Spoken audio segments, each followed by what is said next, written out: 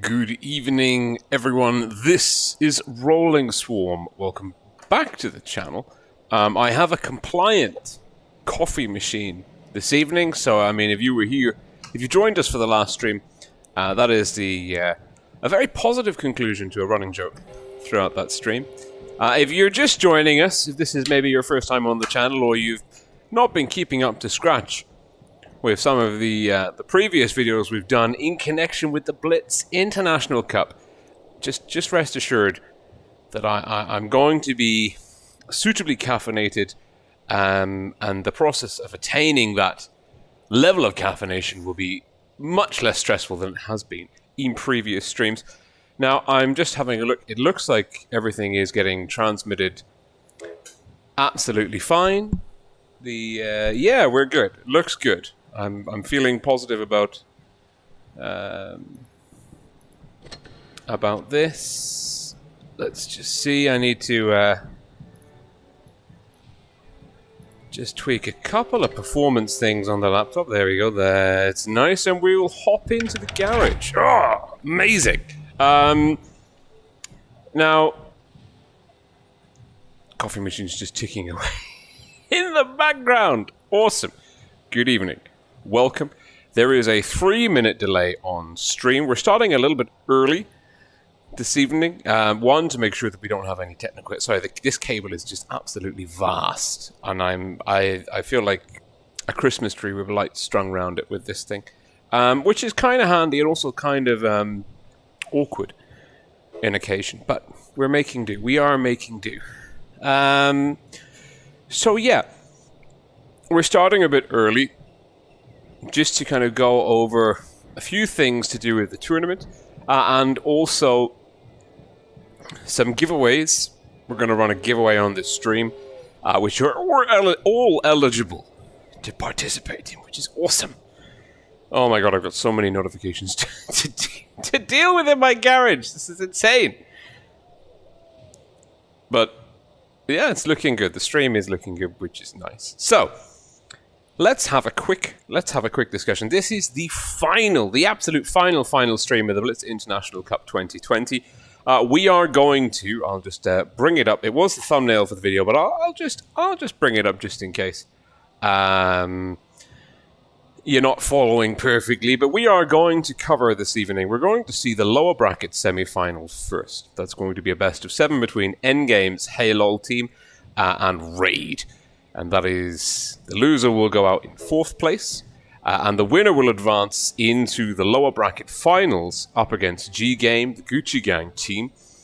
And that's another best of 7 match. And then the winner of that one, good lord, is going to advance to the grand finals in a best of 9 versus Mercy's Croc RBMK 2019 team. Okay, great. That looks good. Sorry, it showed me YouTube was starting, and then it was just a blank screen. And I had a small panic. I'm not going to lie. I think we look good. It looks good now. So hopefully the sound, I haven't faffed around with anything. Hopefully the sound is half bueno. We are A-okay. The transitions just feel a little bit overkill when it's like every scene. But here we are.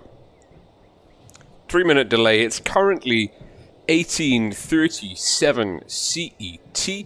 I'll be giving Fujit a call on Discord in about 10 minutes' time.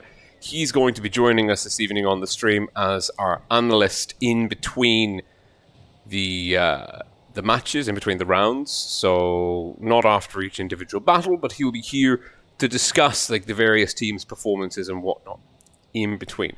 So, first things first, let's talk about the format of today, because the first match we're going to see is pretty standard. That is pretty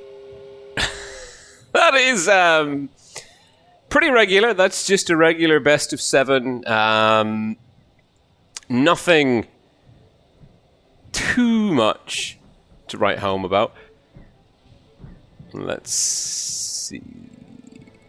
Yes. Yeah, so that's regular. But then the lower bracket final, which is going to be at 8 p.m. CET, GT, notionally. That is also going to be a best of 7, but there's going to be map picking and banning, which is quite interesting. So there's a fixed map pool between Desert Sands, Mayan Ruins, Fort Despair, Oasis Palms, Castilla, Port Bay Canal, Naval Frontier, Dynasty's Pearl, Faust, and Yukon. And teams are going to alternate between banning and picking the map. And this is pretty cool. So basically, teams are going to have the option to exclude certain maps from the game. They're going to pick, in this best of 7, they're going to pick a map each. And then the third map is going to be automatically selected. Basically, it'll be a random draw. Or I think it's going to be the only one that's left, shall we say. And then the tiebreak card, if we go to like a literally to the best of 7, if we go into that 3 and 3, the tiebreak card is going to be Rockfield. So we're going to have a very interesting scenario where the teams ban, they exclude 2 maps each, pick 2 maps each, and then exclude another 2 maps each. So in total, each team will exclude 4 maps from the best of 7 series. It's a very exciting format, and hopefully we'll see teams trying to play to their strengths and trying to play against their enemy's strengths, trying to deny their opponents maps that they may be better on. So it's a whole new meta, a whole new level of shenanigans. Hey Specky, great to see you. And Glory's asking for his keys. There are no keys, it's just a competition. And then, of course, the grand final is going to be a best of 9. And it's a similar format. There's going to be picks and bans. And hopefully, Fujit and I will be able to cover that. We'll be able to cover that in the analysis together. And I really don't want to miss the call. So we've got 5 minutes before we can call Fujit. Before I want to call Fujit. For me to keep on schedule with my own schedule. So 5 minutes. So I think, and this map picking and banning is similar to what they do at the offlines. There is a similar process which is done behind closed doors, which I think is absolutely fascinating, and I think Wargaming should really make more of a brouhaha about. That is the technical term, I'll have you know. Now, other than the map picking and banning, this stream is pretty cool because, as you know, Wargaming they're invited partners to this community run tournament, and huge kudos to them for sponsoring part of the prize pool. Not the cash part, mind you, just some camos and some gold, and just all-round awesomeness that they didn't have to do, but they wanted to do for the organizers and for the teams that are participating. And that is very good. And more than that, Wargaming have also offered or given or allocated each of the streamers that are covering the Blitz International Cup, the BIC 2020, 10 January battle passes to give away as we see fit. Now, I could hand this off to my friends and family or to my nearest and dearest fellow tankers, but that's I'm more up for making it a contest. And Amonet listed an idea that she's done before, and I looked at it and I was like, oh, that's pretty good. I like that. I like that plan. I asked if I could steal it, so it's polite theft. But basically, what we're going to do is I have 9 battle passes to give away. And the plan that I have to give those away is I'm going to run a giveaway. Now, before a battle starts, what I'll do is I will say, for this battle, we're going to start a contest. You have to guess the amount of damage that a particular team is going to inflict in that battle. So, for example, we've got Endgame versus Raid coming up. I'm going to type in the chat begin, and then you can enter the contest after I've typed begin. You can only enter once. You can make one guess. What you need to do is write your in-game name. So in my case, it would be... do I have the mouse here? I do. I would type Rolling Swarm. I'm on the EU server, so I would say Rolling Swarm EU, and then I would type in the guess of the damage. My guess that... So, for example... Say if I had said, in the first game, guess the damage Raid's going to inflict on endgame, I would say, Rolling Swarm EU, 10,000. And that would be my guess. I'm going to guess that Raid are going to inflict 10,000 damage total, collectively, against endgame. the closest guess to the total damage inflicted wins a battle pass. My moderators are going to be very diligent. They're going to copy the chat between when I type begin and when I type stop. For one particular contest, that's going to be the draw. And whoever gets the closest will win the battle pass. And there's going to be one battle pass per contest. I'm planning on running 9 contests this stream. It's going to be busy. It's going to be fun. You know, sometimes you have high damage games. Sometimes you have low damage games. Sometimes your team does absolutely no damage and gets 0-7, and it's embarrassing. But it's fun. So pay attention. Put in your best guesses. Be active in the chat. 1 guess per contest per person. Once you've... let's see. We probably won't do the contest winners in the stream. We'll probably do an announcement afterwards or something. We'll figure it out. But basically, you can only win 1 battle pass. So if you win the first one and then you win the second one, we'll go to the next down the list, for example. So I don't think you're going to be getting like 3 or 4 battle passes if you're insanely accurate at guessing things. Oh no, that's not how we work. We got Mohammed Hammouri, the villain clown. Plitch. That's a cool name. It's difficult to say, but I can't say. So that's the general lay of the land. It took me 4 minutes to say that. Good lord. And it's hot. It's really hot. I've had the heating on all day. So we're going to give Fujit a call now. We're just going to discuss... look at the mouse. The mouse top. Birthday present from my best friend back home. I thought it was weird. He was asking me what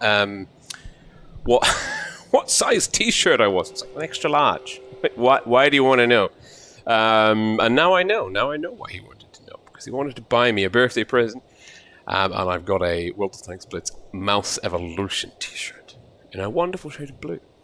So let's give Fujit a call. And then we'll crack on. So it's 18:45. We're going to call Fujit. We're ringing him now. We're dialing in. Oh, Lord. Okay, that's good. No. Yes. You there? Yes! I realized as soon as I was calling you that I hadn't... My Discord is of the habit of just randomly reassigning audio devices. And I was like, it's not playing through my headphones. So, there we go. Excellent. How are you, buddy? Very good. I was just watching the intro, actually, and obviously I'm 3 minutes behind you, so it was quite interesting. But yeah, I'm really good. I joined Amunet last night. We saw some great games, and we're going to see some more great games tonight.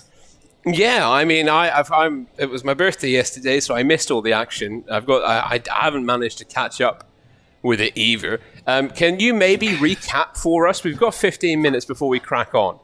Can you give if you could give me a quick update, a whip round tour of yesterday's games? Well, I mean, we started out with Endgame against Mercy. Endgame really weren't the Endgame that we all know. Allowing Mercy to turn them over. But then Endgame went in to face off against Loka, and that wasn't the Endgame we all know. Loka put up a valiant effort, but Endgame were on the ball last night against Loka, hence the reason why Loka are no longer here and Endgame are going through. We then had Mercy against GGAME, which was always going to be an interesting matchup. And again, Mercy didn't seem to be there at the beginning, but boy, were they there. I mean, they came back strong and really hurt GGAME. And there seems to be a common theme with Mercy. One of the things that I'm going to be looking for today is their ability to change their mental attitude during the games, where they go from being overly aggressive to being passive. And their focus fire is something to wonder. They even drive past tanks that are shooting at them to get the tank that they've called. And I want to see more of that. And we saw Mercy holding off with their heavy tanks, leaving them in the rear, using them as those fire breaks to plug the gaps anytime they feel there's a bit of a push. And they did that very effectively against Endgame. So I'm really looking forward to it. I think we're going to see the Endgame slightly better than what we saw against Loka, not the one we saw against Mercy. We're going to see a very strong Mercy still. I mean, we're not going to see them till the end because they're not around yet. Unfortunately, I didn't pick. It's Endgame against Raid first, I believe, isn't it? Yeah, the first game we're seeing this evening is the lower bracket semi-finals. It's best of 7. The maps are already preordained, shall we say, and that is Endgame versus Raid. So this is the two remaining EU teams are, and it's quite interesting, of course, because Raid came through in the Last Chance tournament, and they managed to pip 7-star, and so now they're like, they're on that kind of that dark horse path to get into the finals and maybe flip the whole thing on its head if they can somehow pull it off this evening. Certainly. I mean, unfortunately, I didn't catch Raid against 7-star yesterday because that was being streamed by Wild Ones Helper. But, I mean, 7-star is always an interesting opponent. Although, and this is just a personal opinion by me, I suspect they may be missing a key player who decided to leave. Yeah.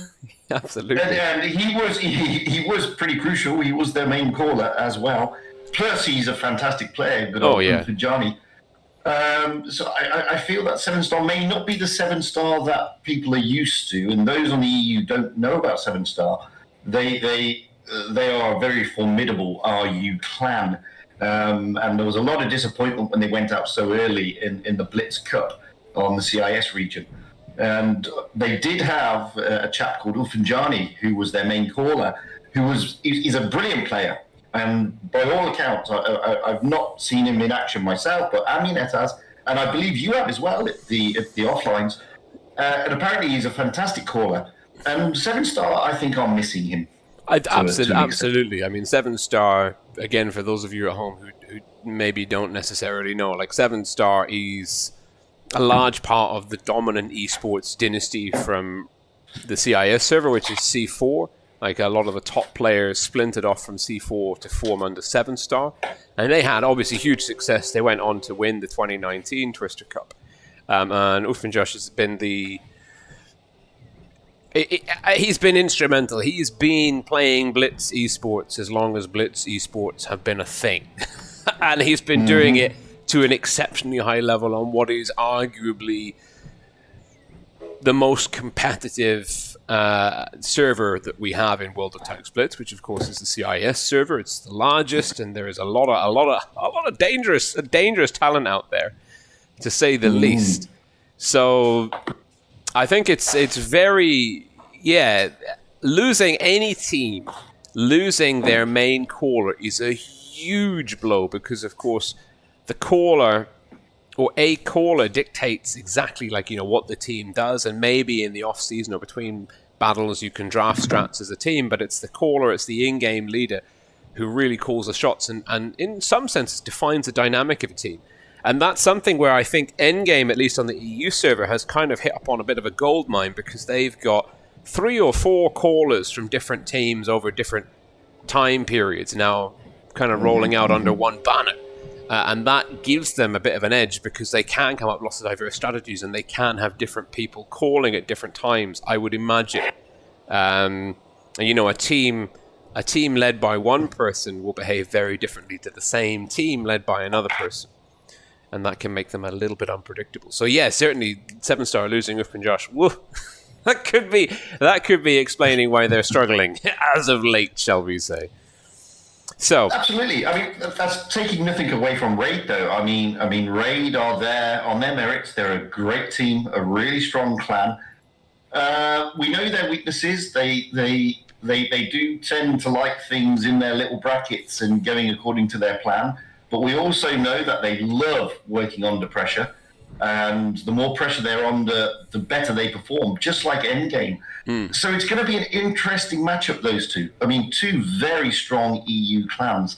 On paper, I would say that Endgame probably take the edge. They're nosing out with that lead there. This isn't the same Raid team that won the Twister way back then.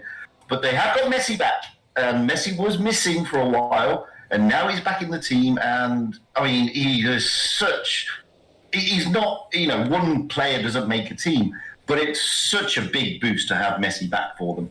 He's one of, Ray's got a lot of very mechanically skilled players, and certainly they're one of the more stable rosters on the EU. That German tournament community is very stable. They're not having the chopping and changes that like Legion and R2K go through seasonally. So certainly, if Messi's been playing with these guys in the past for several years, not only is he a great player, he also has that great synergy with the with the other members of the team. So it can be a huge boost to get that back into the fold. So I'm going to be running. We'll start the contest now, I think. Fujit, which team should we have people try and guess the total damage for in this opening game? Ooh, I think we should go with the guys who came in with the last chance, and that would be Raid. Okay, last chance Raid, making their way slowly up the ladder. They're guaranteed at least a fourth place finish, which is pretty impressive when you consider that they didn't make the top four in the group stage. So, absolutely, ladies and gentlemen at home, I am going to, at some point in the near future, it'll probably already happen by the time you're hearing this message. The 3-minute delay is an absolute mind. I want to say the F word, but I'm not allowed to. But you know what I mean. You have to guess the total amount of damage that Raid are going to inflict in this battle, round 1 on Faust. How much damage is Raid going to inflict on endgame in this upcoming battle? To enter, just put down your in-game name and the server that you play on in World of Tanks Blitz, along with your total damage guess. So, for example, I would say Rolling Swarm EU 13,462. Maybe if that comes true, I can confirm that I am in fact psychic, and I can have a punt at the lottery numbers tomorrow. We'll see. We will see. So, get cracking. You have until I type stop in the chat, and that will be basically as soon as the battle starts. We'll stop taking bids. You can only enter once. 1 entry per person, at least for this first contest. So 1 entry per person per contest. Sounds good? Have I missed anything, Fujit? Or is that crystal clear? Not at all. No, that sounds like crystal clear to me. I'm just going to type this in the YouTube chat. Begin taking damage guesses for Raid in the first battle on Faust, which is always an interesting map. Oh, it's a really. It's got so many different things happening, and there's so many lines of crossfire, so many opportunities for flanking, and there's not one fixed way to approach this map. There are so many different kind of viable strategies a team can use. Exactly, and it also amazes me some of the meta selections that teams use on this map. That you can go really good at mobility, really heavy. You can mix and match it all, and it's as you said. There's so many variables on where to put your teams on this map. It's just an interesting map with those 4 spawn points, 3 down, 1 up. It's gonna be an interesting one, especially with the way endgame can be very aggressive. Raid can be sometimes passive, but sometimes aggressive with their cap strategies recently. I can't wait for this to see which way they're going to go. And they're all taking Rudolphs, I see, on Raid, so that's interesting. Because I'm 3 minutes. So I'm you're 3. Yeah. You're 3 minutes. I was looking for you in the room. I was like, where is he? Where is he? Oh dear. No. It's the route. To be honest, not to plug Wargaming. They're not my. I don't know. We're not on speaking terms just yet, but these Battle Pass events are pretty cool. I think the kind of goodies that you can get for €5, $5 or whatever, slightly more. Actually, is really. It is good value for money. It's not great for the team compositions and the matchmaking because everyone's coming back to the game, and it's a complete. it's an absolute disaster. But I have to say, yeah, this Rudolph tank. I mean, and especially because it's on a Sherman chassis, so it's already got my thumbs up from me, shall we say? And just seeing the absolutely indeed in the chat, which is it's brilliant. Yeah, I do say absolutely a lot, but sometimes you just have to. I mean, it's this game when you're commentating, when you're watching these teams, you run out of superlatives sometimes. Very quickly, very very quickly indeed. There's only the English language. There's a lot of words in it.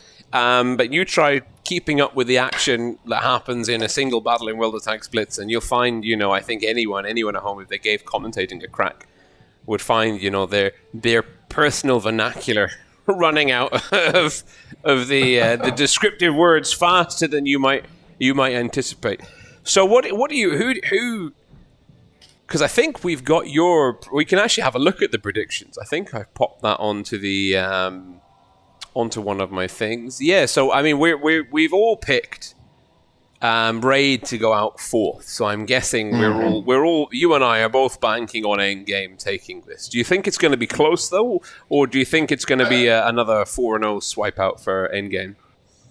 Well, I mean, if I look back over the tours that I see Raid play against some of the tougher opponents like Endgame, I would predict that Endgame would go at least 2, maybe 3-0 up, and then we get to see a completely different Raid team, bring it back to a decider, and Endgame may be able to turn them over in that decider. That's the glorious thing about these teams. I mean, I've seen Endgame play Raid, I think it was in the spring season.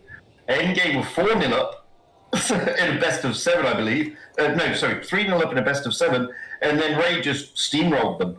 So Raid have that ability to do that. But Endgame are really hot. They're still coming back hot on the heels of winning the Blitz Cup. They've got some new players, of course. Whoops has joined them. But never underestimate Endgame. I mean, they are the strongest clan on EU for a reason. They really are. Yeah. They've had such a tremendous consistent performance over the last 2 years, and I think definitely I tend to agree. I think Endgame are going to come out of the gate swinging, and they're going to take a lead. I don't know. I think Raid are notorious, at least in my mind, for they really put a lot more effort in towards the later stages. And I think maybe the last chance tournament element to this one, maybe they are holding some strats back. Maybe they are ready to unleash absolute hell on their opponents this evening. I wouldn't put it past them. I wouldn't put it past Raid. Oh, absolutely not. No. Totally agree with you there. Because they're not going to be a pushover. Yeah, I mean they're the 2018 Twister Cup champions. This is a server championship side. There's not many substitutions. I mean, Narrow Assassin is probably the only new name in there. Maybe OG as well, but that could be Arena. But I mean, sorry. But Narrow comes from good pedigree. I mean, he's been in some great clans. I mean, he was in Vale when they were top 8. He's then moved around, but he's no shrinking violet. He's a great player. And I the name is ringing bells in my head because I've seen him in a lot of the Elite League 2 versus 2 tournaments, I believe. And there he's always done exceptionally well. And the thing about the 2 versus 2 Elite League is that there's an exceptional amount of individual mechanical skill and knowledge about like the kind of the tanks, those kind of the physical properties of the tank, so to speak. And so like he's, like you said, top shelf, absolutely top shelf player. And now he is a top shelf player in a top tier team. So And he's being used quite a lot in these games. I'm not seeing too many other like reserves being put through in rotations. He's clearly, he is clearly now a key member of the Raid roster. But Faust, I think Faust as a map is going to throw up, and like it's going to be unpredictable enough to give Endgame the edge, at least in this first game. Yeah, and that's the thing. I mean, going back to Naro, he's settled in well in Raid, as you said. He's been used a lot, so it's not like he's a spare wheel. He's not. He's a proper member of their team. They went through a bit of transition, which we know, which they lost their edge a little bit. But as we all know, you can see their Messi is back, so they can't be underestimated. I mean, Raid are a very good clan. They're top 4 for a reason. Yep, but they're starting now. So I'll catch you on the other end. See you on the other end, buddy. All right, we're going into game 1 of this semi-final, lower bracket semi-final. It's a best of 7. Loser goes out in 4th place. Winner will advance to face the GGAME team in the upper bracket final. Raid, red team, north spawn, endgame, blue team, south spawn, endgame with FP215B, IS4, Kranwagen, quadruple T110E5. That American heavy is the meta. Endgame picking up an early cap lead on D. Raid sending Messi and the T22 with the Starlight camo onto A. That will give them some kind of cap flexibility. The question is, of course, can Raid... Oh, they're all in the Starlight camo. Oh, I love it. I absolutely love it. Are endgame coordinated? No, they're not. Raid are my favorites already because they've got matching camos. Ooh, money taking a hit there from last. Crown on crown action. Just a bit of HE splash damage. Hit point pool in the favor of endgame by about 1,000 HP. But endgame, good lord, the last 30 seconds have been huge. They've captured B, C, and D. I have no idea how Winch managed. I have absolutely no idea how Winch in the IS4 managed to cap this one, this C cap.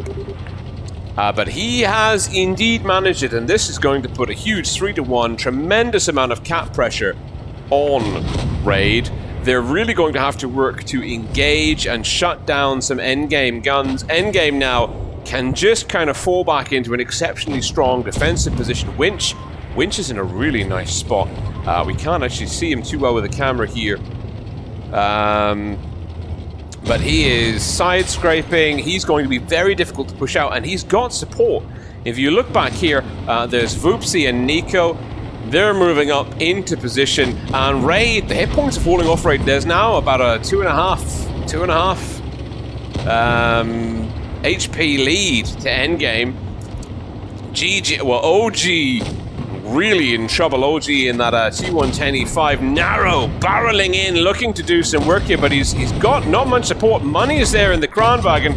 I think they're looking to shut down Nico. Nico's got the speed boost on Sick, jumping Sick, taking a huge amount of fall damage, but he does manage to pick up Nico. Raid are making their counter push now on the C cap, but it's costing them very dearly. They have closed that hit point gap a little bit. They are going a gun down though. Last getting shots into Playmaker. Narrow going down to I Am Shock. Money in trouble. Last coming around the corner. He's going to have 2 shots in the clip. Holding on. No, not holding on. Voopsy will finish off Money. No, Orca's there in the T110E5. Orca with the speed boost on the go. Hustling. Now into 6-on-3, 2-to-1 hit point advantage. Raid have flipped the caps, but it might be too little too late. There's a huge cap point lead. Carolade going down to Toby in the T22. Now looking to get stuck into Whoopsie. Raid are not out of this one. If Toby can beat Whoopsie here, oh, it's a ram kill! Toby picking up a ram kill. Oh no, he's now the last man standing, 1-on-4.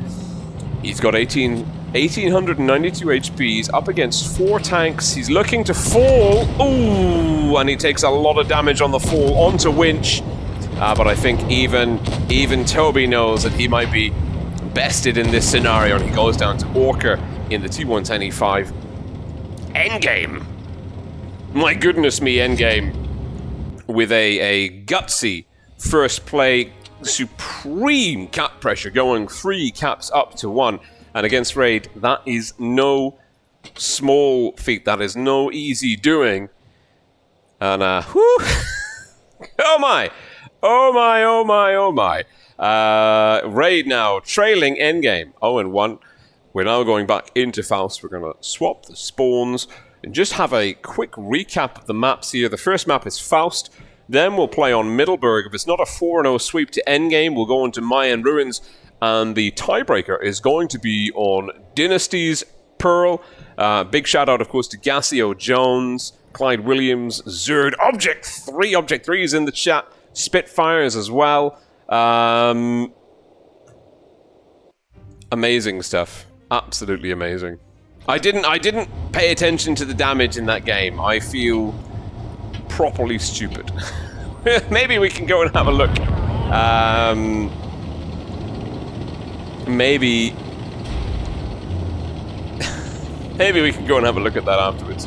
But I think my guess of 1300 is, well, 13,000 is off because it was a shutout.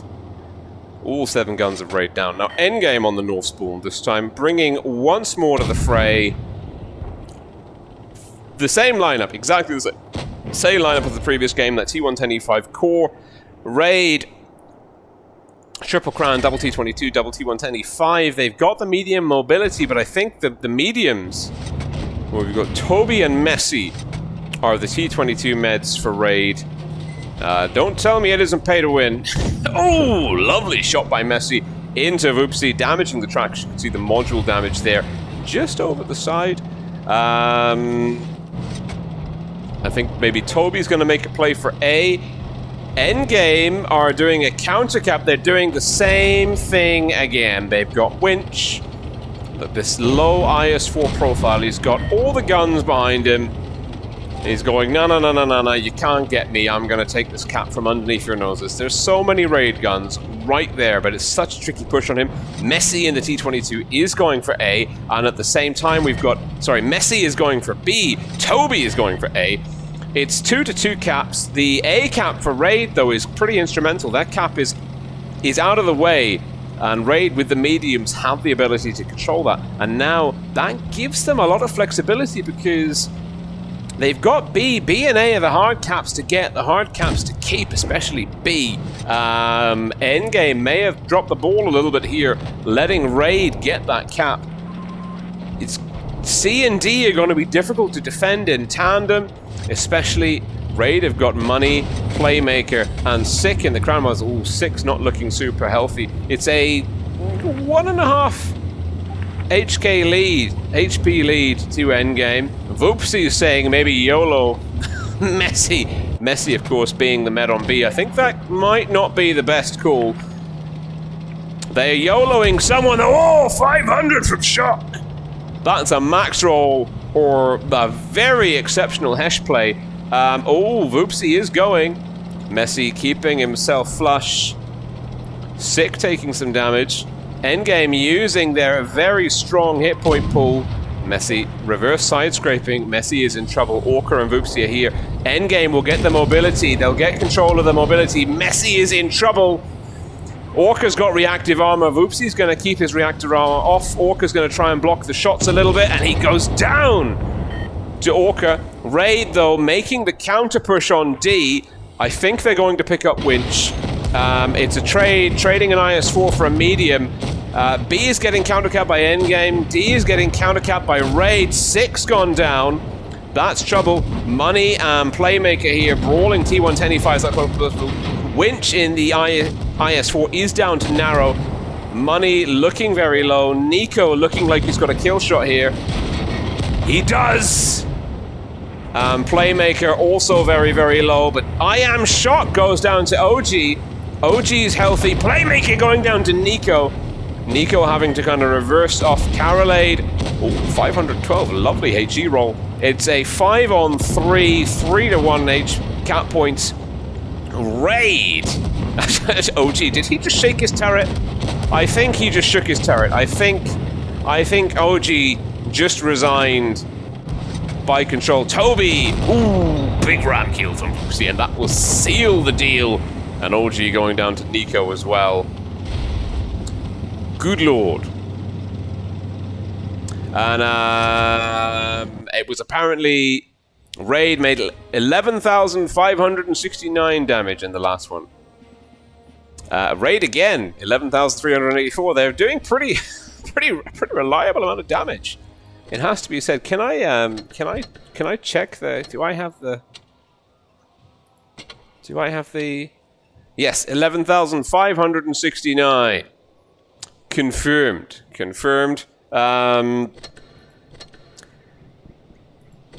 So now, we're going in again. You've got some time to do... We're going to do estimates for endgame. Of course, the game will have started by the time that this gets in, so I'm hoping you're paying attention to the chat.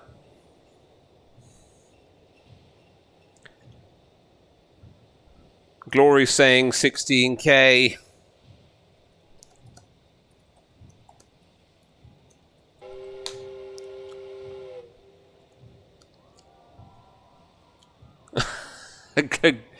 Glory saying if Toby had done 2 more shots, he could have gotten a battle pass. Ooh, Object 3 is going for a 19,000. Spitfires in with 17,336. This is Middleburg. We are calling it for endgame. The end is saying 12,500. We've got skills going for 16k. Lots of good lots of good guesses coming in. Keep them coming. Keep it coming. There's a battle pass up for grabs, which is, you know, they're pretty. That's pretty. The battle passes are pretty good.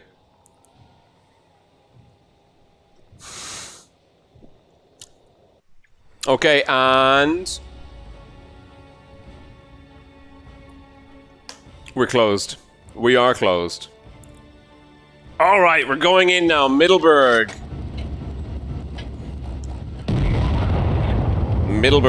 It is endgame, leading Raid 2-0. And this is exactly as Fujit has predicted, exactly as planned. Endgame with a 2-0 lead in this best of 7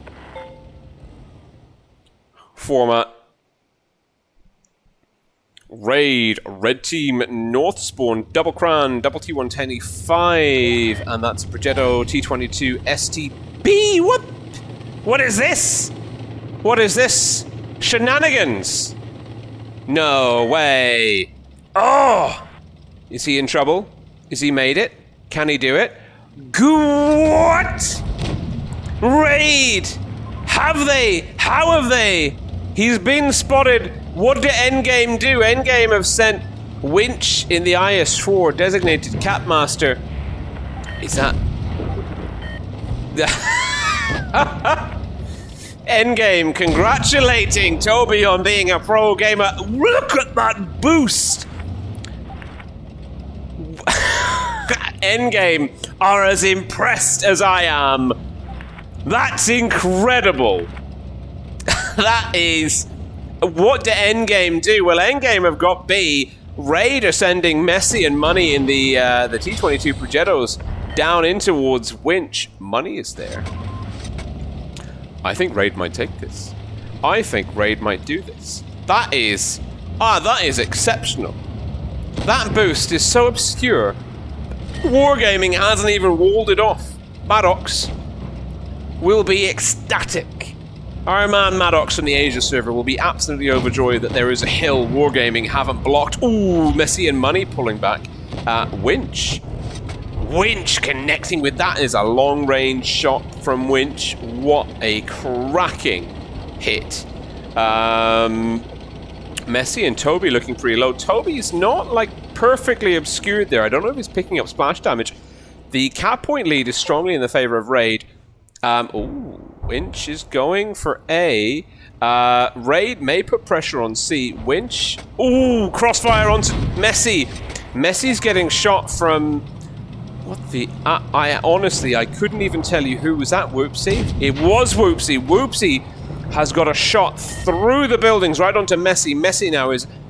Well, he's spotted. He's in trouble. That cap's getting flipped. Nico barreling in the T110E5 endgame. looking to shut down Messi in the corner. I think Nico's going to take some more damage from the Progetto potentially here. Money will get another shot in, but the reactive armor is doing its work. Endgame are 2 caps up. Raid have taken the numerical advantage and have now pushed into Orca. And Orca will be going down to someone very, very soon. It's Playmaker making the play. And Last is using the speed boost, trying to get out of there, but I'm not sure he's going to be able to make it. His speed boost out, I think. OG, lovely HE roll for 567. Last is just thinking, well, I'm done for. I will get 386 and take a shot off Money. Raid are closing. They've closed it. They've got the gun advantage here. There's still a cap down. Toby's super low. He's had to pull off that hill. I am shock in isolation. Cap points ticking over aggressively in the favor of Endgame. Perhaps Endgame can leave their heavies. Whoopsie in the T95U6 and Winch and Carolade maybe defending the city. Money absolutely has to get into there. Does someone have a shot? No! Money will get the cap stop. Is it going to be enough? Because A is going to keep ticking over. Raid need to take down someone, but Narrow's gone down and Endgame will edge it out to 1,000 cap points. And that, look at the hit points. There are so many tanks on the field and so few hit. So like the level of hit point pool rotation between both teams, keeping that many guns on the field on the cusp of death, is insane. And Endgame now are on match point. They lead Raid 3-0. Raid's exceptionally creative and ingenious SDB boost strat on a hill that I have never seen anyone be boosted on before in my entire life. Goodness me. Actually, did I look at the damage again? The damage from Endgame in that one was 14,511. I think incoming 1444 is actually going to be super close to that. I think incoming has nailed that one. I mean, he's within 100. Jeez. Talk about accuracy. Match point now. Match point for Endgame. Raid are either going out in a rapid 4-0 sweep fashion, or they are about to ascend in a reverse sweep. Match point 3-0 to Endgame. Middleburg is the next map. I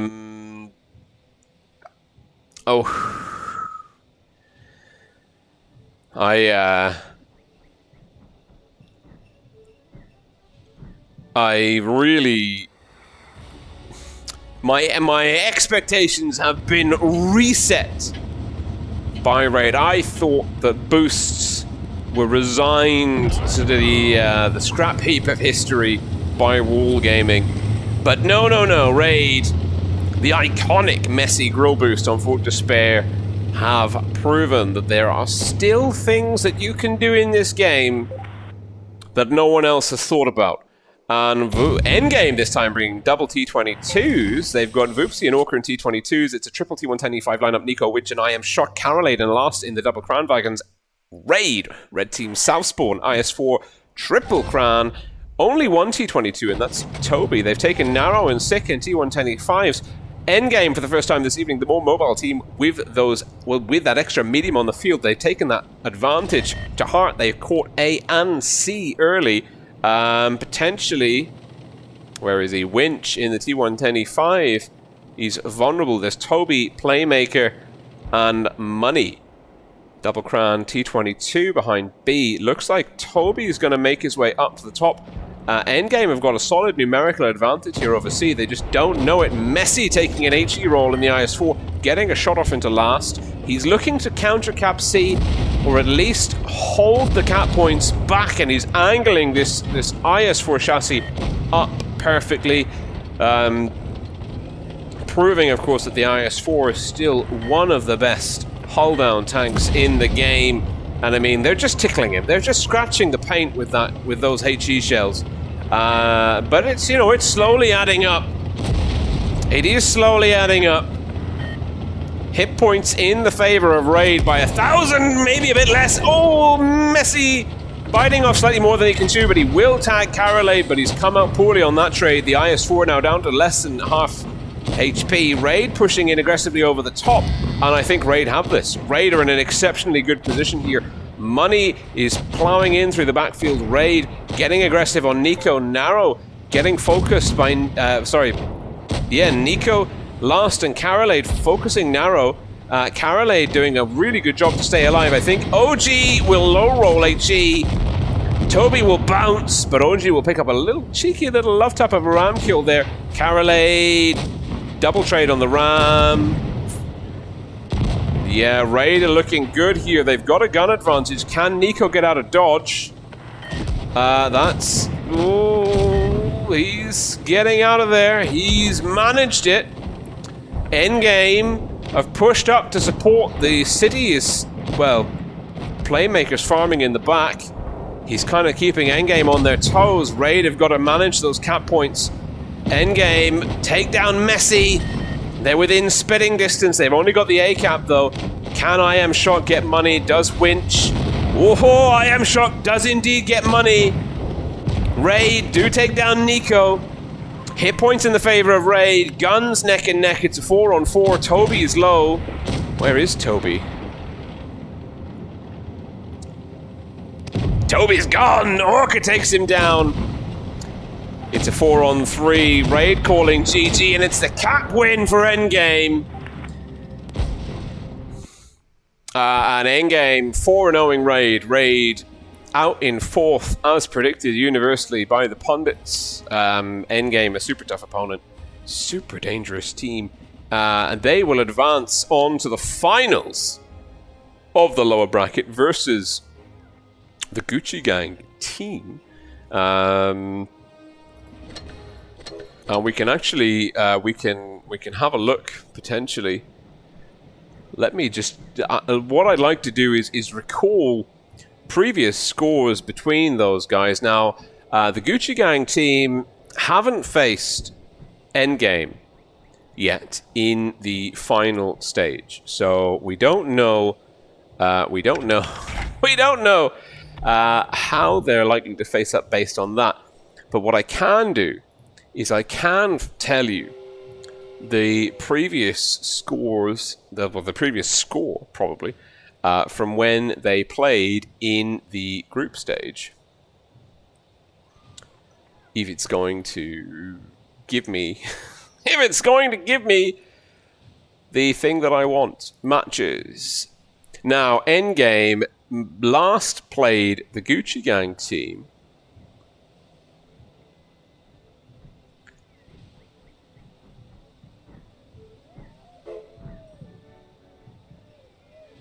Endgame, when Endgame last faced the Gucci Gang team, they faced them in round 3 of the group stage. These two teams, Gucci Gang team and Endgame, have only met once before in this tournament. And that was a 4-1 victory to the Gucci Gang team, and that was the kind of the upset, because Endgame have been on exceptionally good form throughout this tournament. But they have struggled against Mercy and the Gucci Gang team. Universally, the kind of the top echelon of the Russian server, the CIS server. So the Gucci Gang team, I believe they go into this one as the favorites. We will be waiting for, of course, Fujit to join us once he has, once he's caught up with the stream.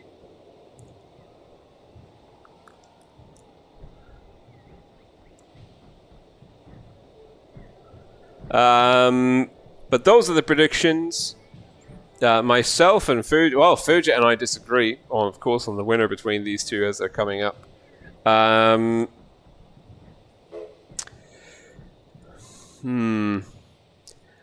Endgame beating Raid 4-0, going up against the Gucci Gang team. And this, of course, is going to be the first round where we have map picks and bans, which is pretty exciting. And that will be taking place probably in the next 15 minutes or so. I'm not so sure.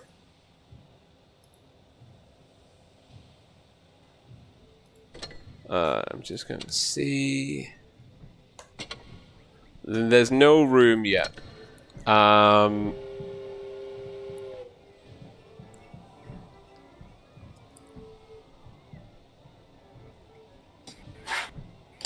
Fuja, it sounds like you're joining us.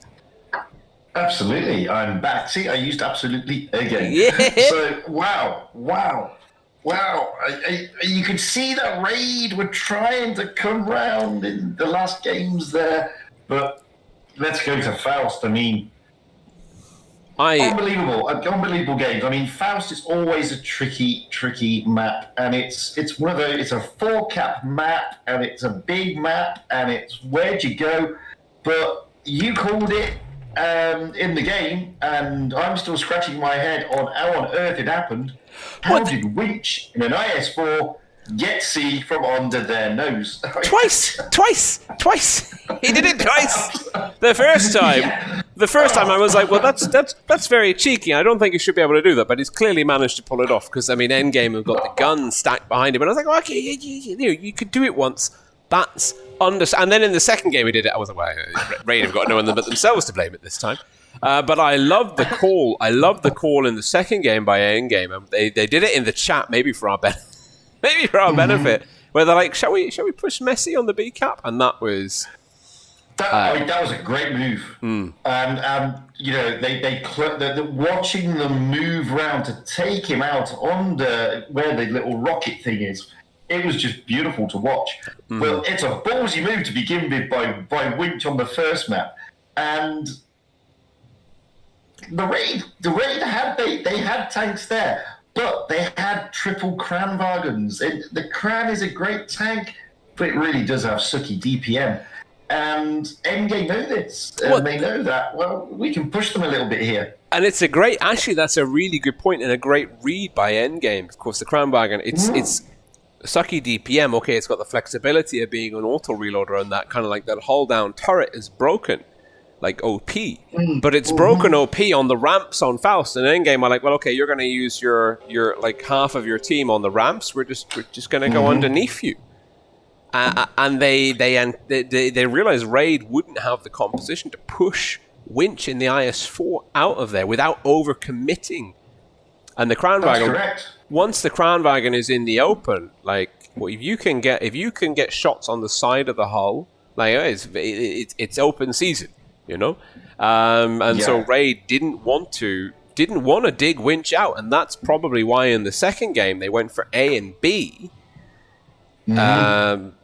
And Endgame, they seized the initiative and said, okay, well, we're kind of trapped in a pocket on C and D. We have to break out of this pocket. Let's go and shut down that mobile element, one of the T-22s. We can also grab B in the process.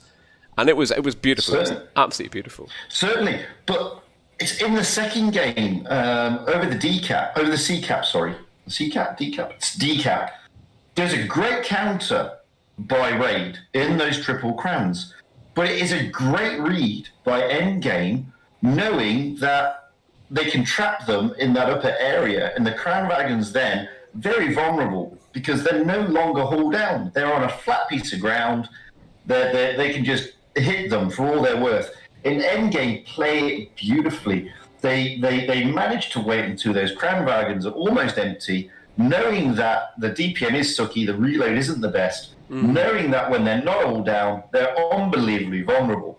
And Endgame just managed to wipe up on there. So, I mean, Endgame read both games particularly well, and they had great map control and really good focus. It was superb. Yeah. And then we come to the talking points. Oh, God. Welcome back, the king of boosting of my life. I never even knew you could get anything into that area. I didn't even know that was a hill. I mean, obviously you can see it's you know, you can see it's tall terrain. I was like, what? But I didn't even realize that at the top of it, it's flat enough to put an STB or a similar type of tank. I mean, the STB was laughing up there. It's like, okay, I can see everyone. I'm hull down with hard cover and excellent gun depression. Thanks. I'm gonna stay here and farm. Maybe because I was trying to keep up with everything that was happening, like just chatting away. How did Raid lose that one? Because I was sure on that first game after that boost strat that they were onto a winner. And I just can't fathom. Again, it was a great read by Endgame. They now know that a medium is out the game, stuck on top of a hill, overlooking the sea cap. And they rotate round and just take... They send the T-22s down into the town and just take the bases and then bunker down around the sea cap, whittling and bleeding Raid. I mean, Raid had great focus fire, but the cap lead then by Endgame was just unassailable for them. And it's great seeing those boosts. It works with tanks like we saw with Messi, with a Raid and stuff. But once Endgame knew that a medium, a very good medium, a very great haul-down medium is effectively isolated out the game, then they were able to just rotate round and just take the cap advantage. That's the only reason they won. I mean, Raid played it well, but Endgame read it better. I think that's actually the Endgame are kind of like they're demonstrating a transition towards being an adaptive team. Like they're kind of like they're using their opponents, like they're going full on jiu-jitsu on Raid here. They're using their weight against them. You know, like okay, you're going to be really strong there. Well, we'll sweep your legs out over here. And they did that on Faust in particular, and then also, if they capitalize on the SDB being stuck on a hill, well, stuck, but up there. And then on the second game, I think it was a they sent the T-22 in to deal with Messi? No, they sent they did. A T-110E5. I think it was Nico later, T-110E5. Yeah, Messi was in the T-22. And again, this was a good read by Endgame. I mean, Endgame got the early cap pressure, but that didn't phase Raid.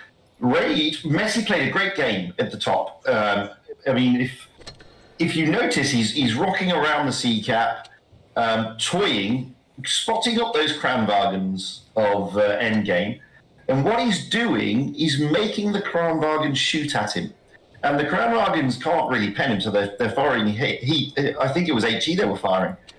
And then there seems to be a call by Raid. We don't see it, but the Kranwagen driver, all empty, or on their very long load on the final shout.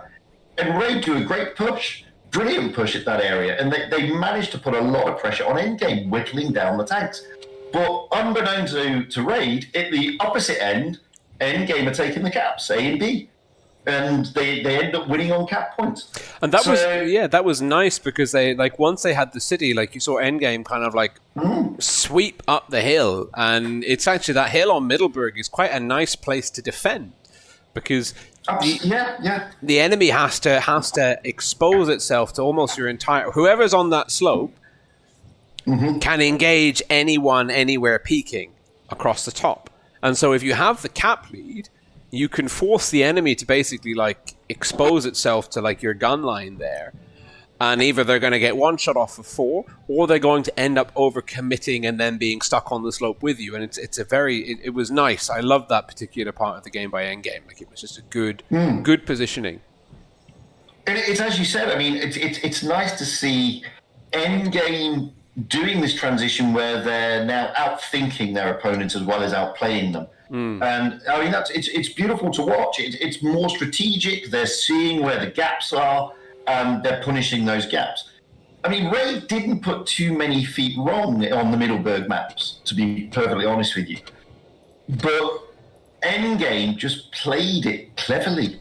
It was just more sensible gameplay by them. And, we don't often see Endgame winning on cap points. We normally see them winning on outward aggression and, we're strong and we're just going to wipe you all out.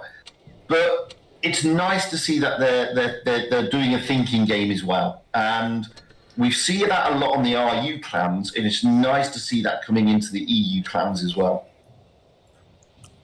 And so now of course, Endgame are the only EU team left in the top 3.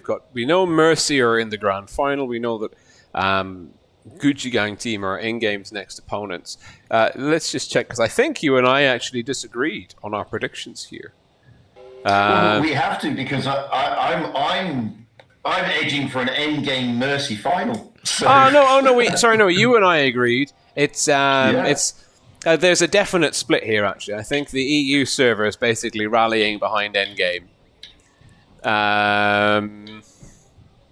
Yeah, we've picked Endgame for an Endgame Mercy and an EU CIS final.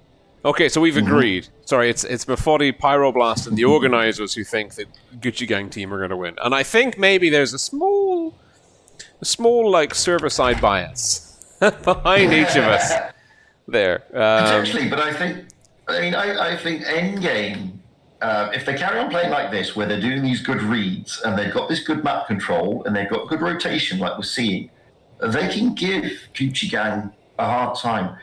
I mean, Gucci Gang, like most of the Russian clans, they're aggressive. They like their heavy lineups. They like getting into positions quickly and trying to really bully their opponents. And I think Endgame love it when that happens, to be honest with you. Yeah, I mean, I don't know. I part of me just thinks so that like the CIS server has always been. They've had a lot of emphasis on individual, like the kind of like the raw mechanical skill, like the physical control of the tank and the accuracy and the aiming, the very high conversion ratio of shots fired to shots hit to shots penned. And I always think, when you get like a very good EU team like Endgame, which is also very mechanically skilled, I think maybe that they fall short because they're not necessarily used to or comfortable playing against people that are as quick on the draw as they are, in that sort of sense. I'm trying to. I don't know when the map pick is going to be, or if we're going to be able to see it.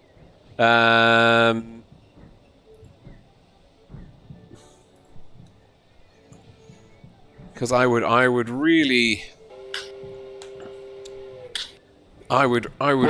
really like to follow the map pick. Well, that's a good point, because that's crucial, because we know that teams prefer some maps and some spawns. So yeah, I mean, the map pick, it'd be great to see if we could see it, because you're right. I mean, it's an important part of the game at this stage. And yeah, again, I mean, the reason I say that about GGAME is because watching GGAME yesterday against Mercy were outthinking them and therefore outplayed them. And I think Endgame can do the same thing. If they take what we've just seen, their playstyle in their thinking game that they just did with Raid, I think they could be in with a really good shout on this one. GGAME is not going to be an easy oppo. It's not going to be a walkover. And Endgame are going to have to work for their lunch here. It's not going to be a walkover. But Endgame do have the capability of doing it, even though GGAME are a really good clan and would really hurt a lot of EU clans, to be honest. Oh, for sure. I've pinged the organizers. The map picking and banning is going to take place in Discord, so we can follow it. I'm going to ask if I can maybe stream this channel.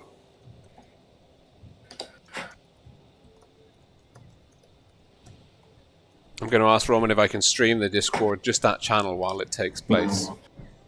Because then we can see what people are saying.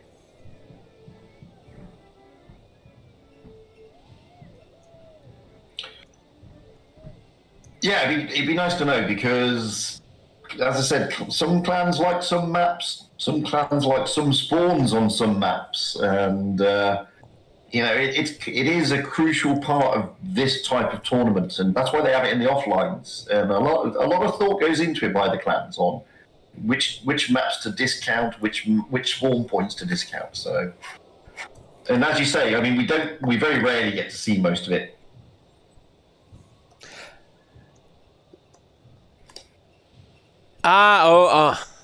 Sorry, no, I'm just sorry. They're deciding in voice.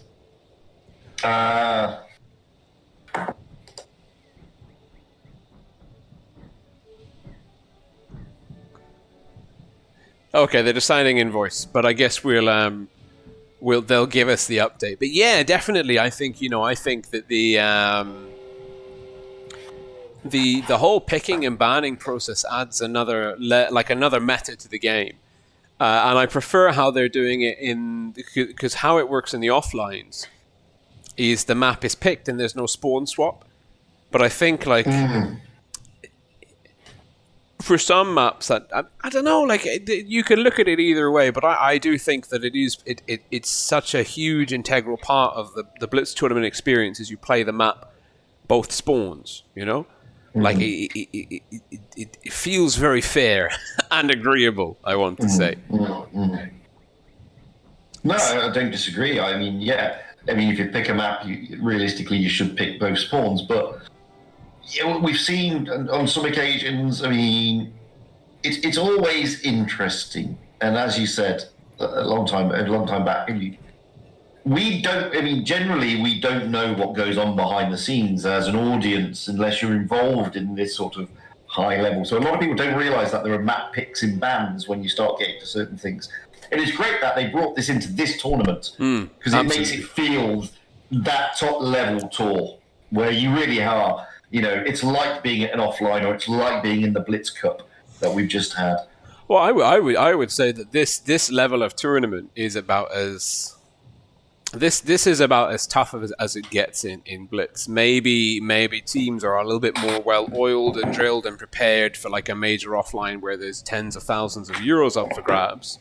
But I have seen absolutely nothing in this tournament across all of the days so far to make me think that anyone is not taking it seriously. Like, I think everyone is giving this absolutely everything that they have. Like, I don't see any half measures or half-hearted attempts at the title here. Like, I'm just super impressed and happy with the performances so far all round. So and you know, a lot of people think, these pro teams only play for the money. No, they don't. They play for the kudos as well. And there's a lot of there's not bad blood between EU and RU. RU doesn't think sometimes that EU is as good as it thinks it is. And you know, there's a lot of it's like when England play Germany at football. The English always think we're going to beat the Germans. The Germans always think we're going to beat the English. And it's similar. It's not bad blood. It's just like the kudos of saying, no, we are the better server. We have one more cups. I think actually the CIS must have been super relieved to win the thing last year. It's two Twister Cups to RU, 2 to EU. And I'm not sure. I don't think this one will be like a deciding. Maybe this will be like, you know, for moving into 2021. You know, whoever kind of comes out on top here can say, yeah, but we've got 2 Twisters and also the International Cup. So, exactly. You know, and these guys, they take it seriously. I mean, they do take clan wars at this level ultra seriously, and you know, they're still having fun. But I don't think any of the teams have shown anything half-assed. And you could turn around and say, you know, but we haven't seen the best of them. Well, you have to appreciate it's Christmas time. The teams are on rundowns, but we're not seeing, you know, we're just going to roll up and spam, I don't know, 750Bs. We're not seeing that. We're seeing serious gameplay. We're seeing good strats. We're seeing teams that want to win. Simple. Yeah, and that is that at the end of the day, like these guys, just the level of professionalism that you can get out of a bunch of guys on the internet playing a mobile game head to head is really impressive. Now I've just jumped because we've got 15 minutes to go. We can't watch the map draw and ban process. So I've just jumped into the my birthday on the M60. So I'm just going to try and take this hull down across the river on a. But it was real birthday yesterday. Oh yeah, my birthday yesterday. I didn't get double experience to my activities yesterday. It has to be said. I just had to settle for I don't know, like.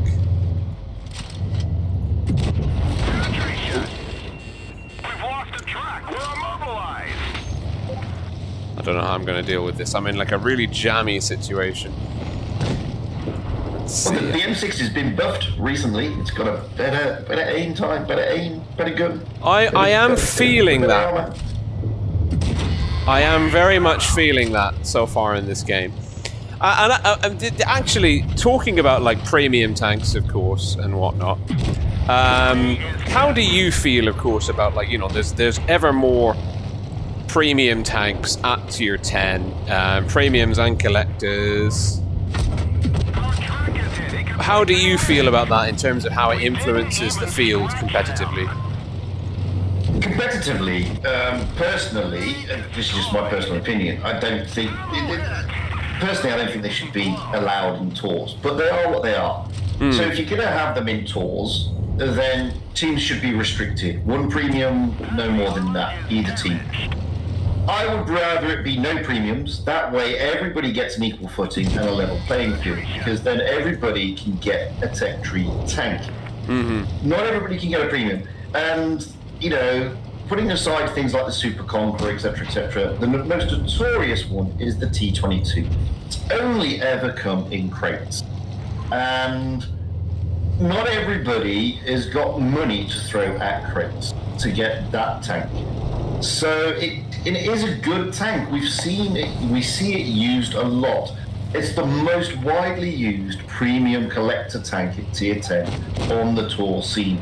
And there's a reason for that. It's got trolley armor, it's got a great gun, great ability, and it's just that bit better than a T62A in an Object 140. So it does give a slight unfair advantage, to be honest with you. So I would two things: get rid of premiums or restrict the amount of premiums in there. I would prefer getting rid of them completely, to be honest. I think definitely that. I think definitely the T22 is probably the only tank that I have real issue with in terms of the premium tour. Its influence on tournament results. I would say that kind of like the M60 is more or less it's got parallels. Like the M48, the STB, they do similar things to what this does, right? But the T22, it's unique in what it brings to the table. And I mean, this new French Heavy, for example. This new French Heavy kind of makes me think that it might be another one which could be, eventually when people figure out how to use it, might be problematic. Now, I'm wondering where the enemy E100's gone, because I feel like I'm about to get clapped for my remaining hit. Oh no, there he is. Okay.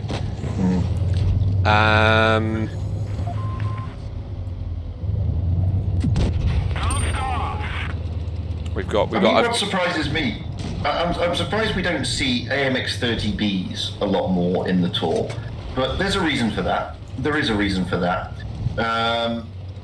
because you got the T22. Why do you need the AMX-30B? We're seeing the VK90 making a showing every now and then, but not as often as you would think. The Badger, we never see it. The Mark 6, we never really see it. But the AMX, well, I mean, I did a review on the AMX M4, and I think the playstyle is pretty similar to a Chieftain Mark 6, but it has a bit of an edge with that gun reload in that turret. And we have seen the teams using it since it's been out.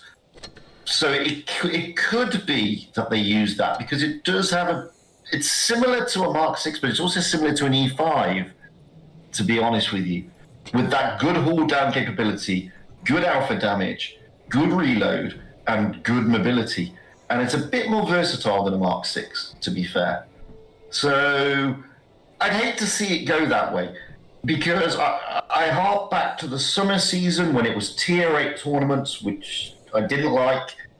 And I streamed a competitive tour on Asia, and one team had a complete 7-tank lineup of premiums. And that, for me, is just not the way tournaments should be. Because it's just an unfair advantage over a team that may not be affluent enough to get all those premiums. And as much as you may love the Object 252U or the Chimera or whatever, these tanks they're not always available. They're not Tech Tree premiums. And if you restricted it to, if you said Tech Tree premiums are okay, everybody's got access to those. They're sold for gold. That's a different argument. But not everybody can get a 252U in Tier 8, and not everybody can get a T22 in Tier 10. So, you know, a level playing field is the way to go in tournaments, I think. I completely agree. I mean, like, I quite like, because of course everyone here this evening in the Blitz International Cup is using a press account. So they've got everything. They just got everything unlocked. We're seeing teams make a huge effort to have like uniform camels, which is, I mean, that tickles me pink. The coordination is brilliant.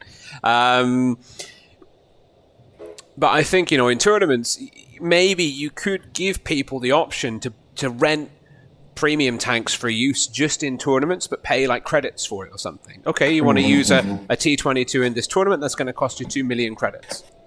And that at least would give people a way to use premium content, at least in tournaments, not even, and that might boost tournament participation. It would nullify the kind of people accusing wargaming of putting in pay-to-win elements into the tournaments, you know, because you can grind out the credits, and then you can rent a premium tank just for use in one tournament series. Like, I'm sure you can balance out the cost and what have you to sort of make it fair. But I think we're on the same page. But like you say, it is what it is, and obviously, it's at the end of the day, it is wargaming's decision how they handle the tanks and their usage in the tournaments. Well, one of the things that they look at, which I can't blame them for, because at the end of the day, they're a business, is that it's always good publicity getting the best players in the best clans rolling out in a tank that people can buy, because it makes people want to buy that tank. So I get that. And I've never considered what you just said, and that is a great idea. You know, as you said, I mean, when they go for the big tours, the offlines, etc., they get press accounts, so everything is unlocked. They could do this rental system for tours. And yeah, I think that's a great idea. I've never even considered that for tours specifically, but I think that's a great idea, because then you're giving everybody a fair crack at the whip. Yeah, and that would be it would just mean, you know, there's no team that can't bring a T22 to the party. I don't know if it is Naval Frontier. Because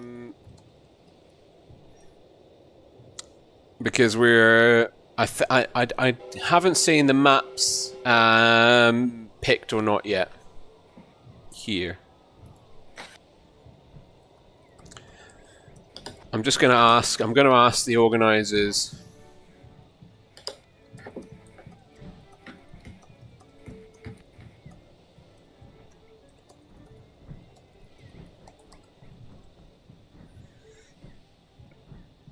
Just for a list, just so we can talk about it, because that'll be quite interesting. That'll be quite interesting to see. Well, they've dropped out of the pick and ban channel, so. Oh, I'm guessing assuming the maps are picked. So maybe we are going to see Naval Frontier then.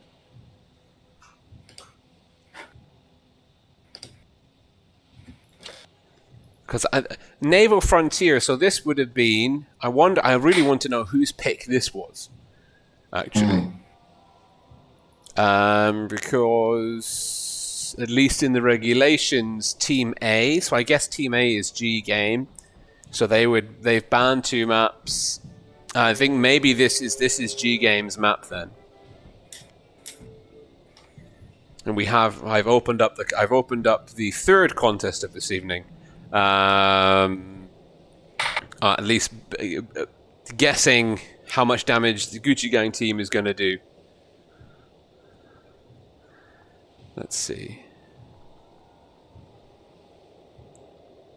What are your thoughts on this first lineup? Assuming it is, of course, Naval Frontier. Oh, well, Naval Frontier is always it's an interesting map, and you know, if you can get a Vickers Lights or something akin to that up top, overlooking that sea cap, and you can cap that sea cap with your heavies, then you can control this map quite nicely. But it's one of those maps that you can rotate and you can do very good counters on. Ooh. So it's not a map for the faint-hearted at this level. And it's just so wide open. I mean, everybody thinks that, you just go to the A cap. And, in random battles, you get a lot of battles around the A cap. Yep. What I saw the other night, though, and I can't remember if it was GGAME or Mercy. I think it was GGAME, actually. A very ballsy move. They rushed B and capped B from under the noses of their opponent, which really put them in a massive, massive advantage. And then they took C at the same time and just controlled the entire map. And that's what you can do with this map. You can do things like that. It's got great positioning, great all-down spots, but I'm seeing, admittedly, I'm looking at it 3 minutes after you've said it.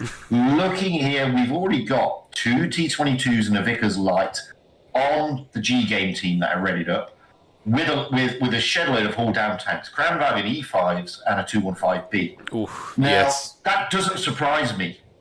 That kind of lineup on this kind of map doesn't surprise me. It does tend to suggest we're probably going to be looking at a C-cap, B-cap, middle area battle. And I can't see what Endgame have rolled out in yet, because it's only just I Am Shock and Last at the moment in a E5 and Kranvagen, respectively. But I won't be surprised if Endgame take a dissimilar lineup to GGAME on this map, because this map calls out for all down in things in rotational moves, and that's why I love this map in tournaments. Yeah, I like this map in tournaments because it just because of the amount of different rotations that are possible, and you kind of have that crossroads over B. And it's like literally there's at least 4 on the same level of the cap. There's 4 paths in and out, plus you have the drop downs from either spawn, plus you have the drop downs from A. So even the drop downs from the spawn, there's kind of almost 2. There's the immediate ones onto the B, but there's also kind of like the routes. There's just a lot of connectivity, and it favors, like you say, like it really favors bold, gutsy calls, but also like you can leverage a lot of that to your advantage as well. Totally. And I mean, there's a lot of places on this map for good positions. And I mean, you mentioned it, I mentioned it. This is a map you can go to the C cap and then almost rotate all the way to the A cap without being spotted. Yes, if you can get across the top like that. Yeah. Yeah. I mean, it's one of those maps that really allows for inventive play. You can get good positions. You can trap teams. You can even roll out TDs on this map without breaking too much of a sweat. But it's the mobility of this map, and the positioning that is crucial. And that's why I love it, because it really is an inventive map. It is, and we're 30 seconds in now to the first game. We haven't seen too much movement though so far. The Gucci Gang team are putting an aggressive double cap on the go. They've brought that double T22 Vickers, double T110E5 Kran, and FV215B, but Capral in the T22 doesn't quite get A. Will lose 700 HP for his troubles, unfortunately. Gucci Gang team, they've got Jerez on B.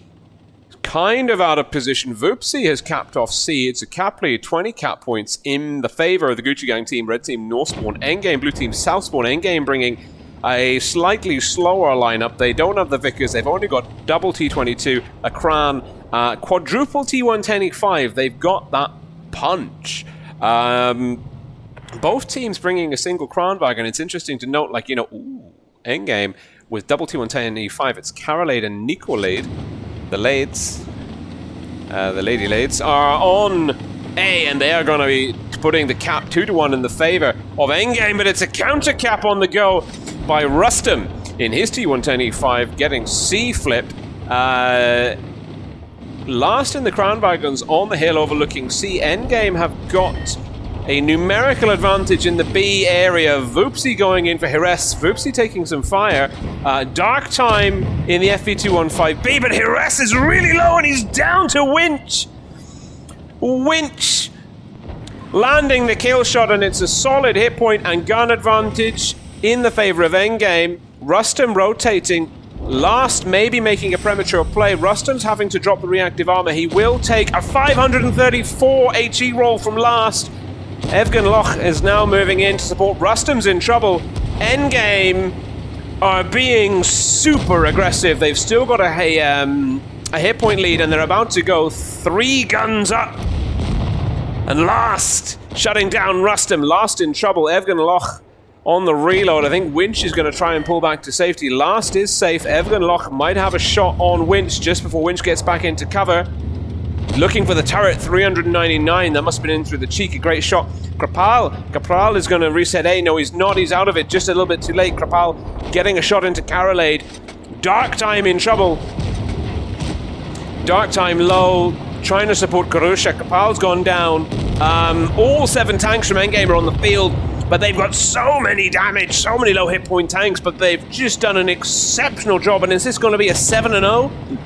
Our Endgame going to remove Evgen Loch from the field. I am shot with some round damage. And that is, Orca in his T-22 with a kill. And Endgame in a superb performance. That was impressive. For want of a better term, that was impressive. My goodness me.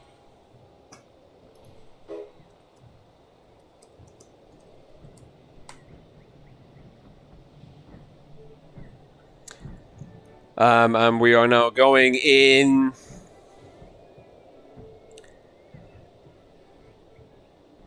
Potentially into the second round of Naval Frontier. Just waiting to see. Looks like everyone's ready. I'm going to keep this contest open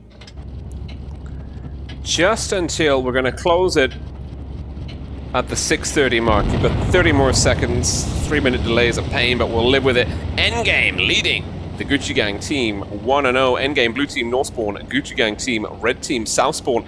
Endgame once again double T22. They've switched out a T110 E5 for an IS4. Last is back in the Grand Wagon. The Gucci Gang team have kept Karusha and the Vickers. They're bringing double T22. They are also bringing pretty much the same lineup. Just one change on the field. Karusha blind fired. He's unspotted. That's incredible. That is an incredible blind fire from Endgame into Karusha in the Vickers Valiant. Rustum, once again, we're seeing the Gucci Gang team going for a quick B cap. This time, Skilloid and Hires are going for a quick double cap on A. This seems to be what Gucci Gang team wanted to do in the first one. Okay, now we're gonna just closed. We're gonna close off that tournament. And the Gucci Gang team are leading hit points. They've punished Shock. Shock is low. Shock and Karolade might be in trouble here. They've got Last for support.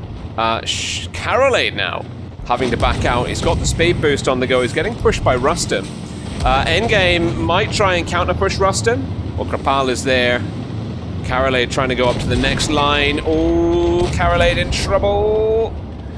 Endgame are rallying somewhere that they are capped down. The cap point's ticking over in the favor of the Gucci Gang team. The Gucci Gang team, bear in mind, of course, this is another best of 7. Winch looking for the back of Evgen Loch, and there's Voopsy. Voopsy coming in to shield Orca.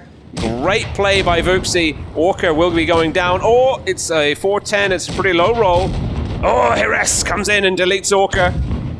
Does someone have Evgen Loch? Whoopsie does, but I think the Gucci Gang team are going to be punishing. Are going to be punishing Voopsy for their hubris in this particular one. And Skilloid will pick up the tricky shot on the back of Whoopsy's T22. The hit points massively in the favor of the Gucci Gang team. Endgame down by a gun. With a lot of vulnerable tanks on the field. Nico and Shock in particular are in trouble. Hires looking for his second kill of the match. Will pick it up. Last taking down Karusha.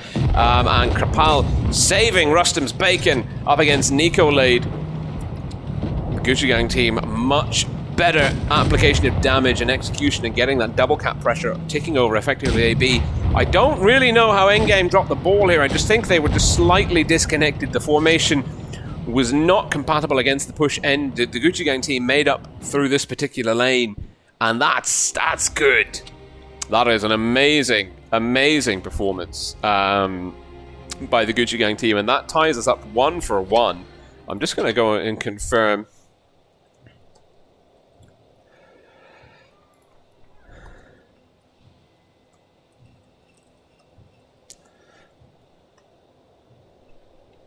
Just confirming whose map that was. Of course, there was a series of picks and bans. And now I just want to confirm, because of course, if that, whoever's map that was, ideally on your map pick, you want to be, I mean, of course, in every game, you want to be, every map, you want to be going 2-0. But especially on the map that you've picked, you really want, you really want to be locking in both wins. And if Endgame have managed to sneak a win out of a Gucci Gang team pick, that's pretty big. That 1-to-1 is good for whoever didn't pick that map. That is a happy result if that's not your pick. I'm just confirming, waiting for Roman to message us back, but it's all happening. There's a lot going on. Good lord.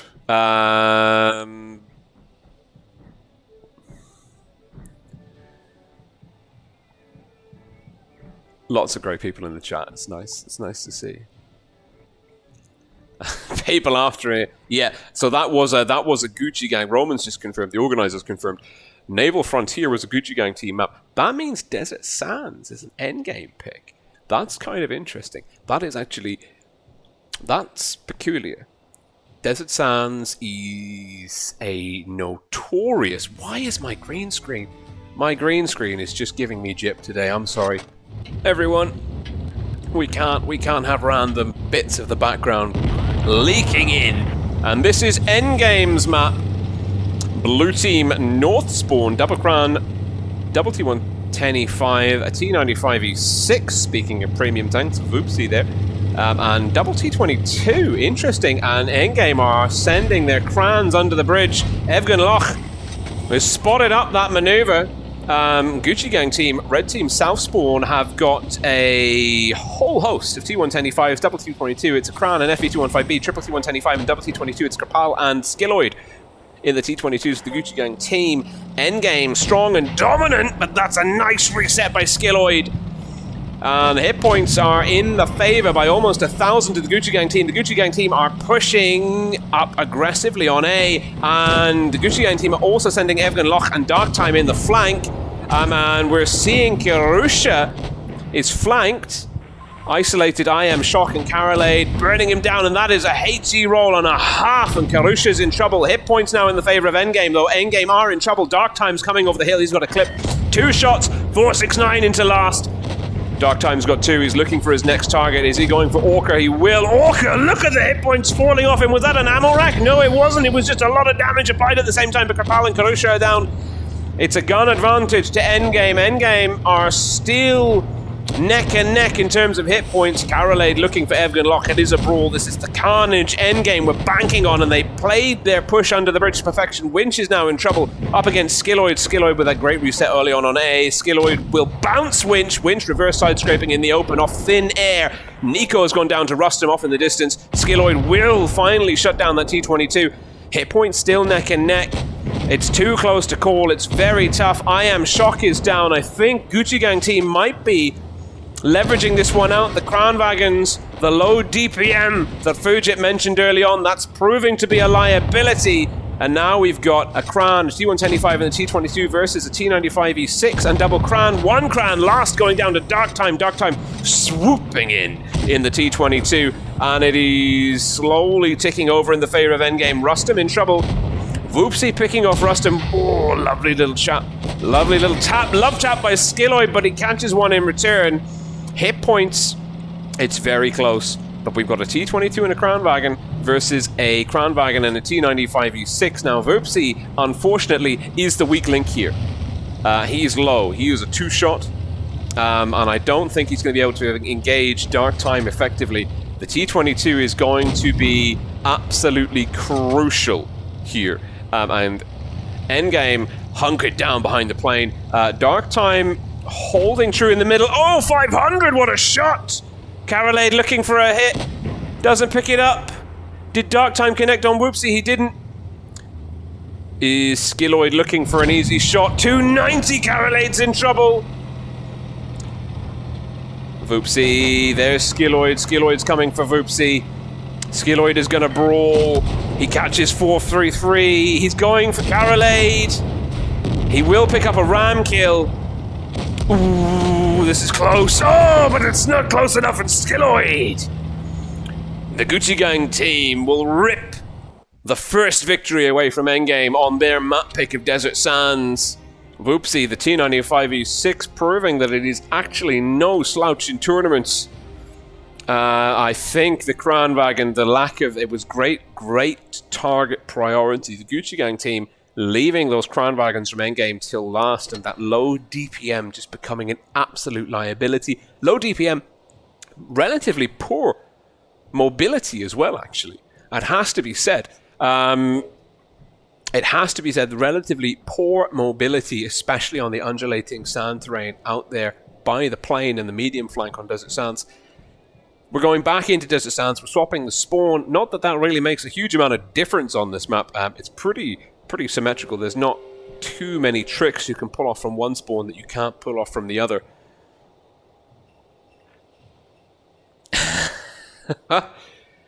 Whoo!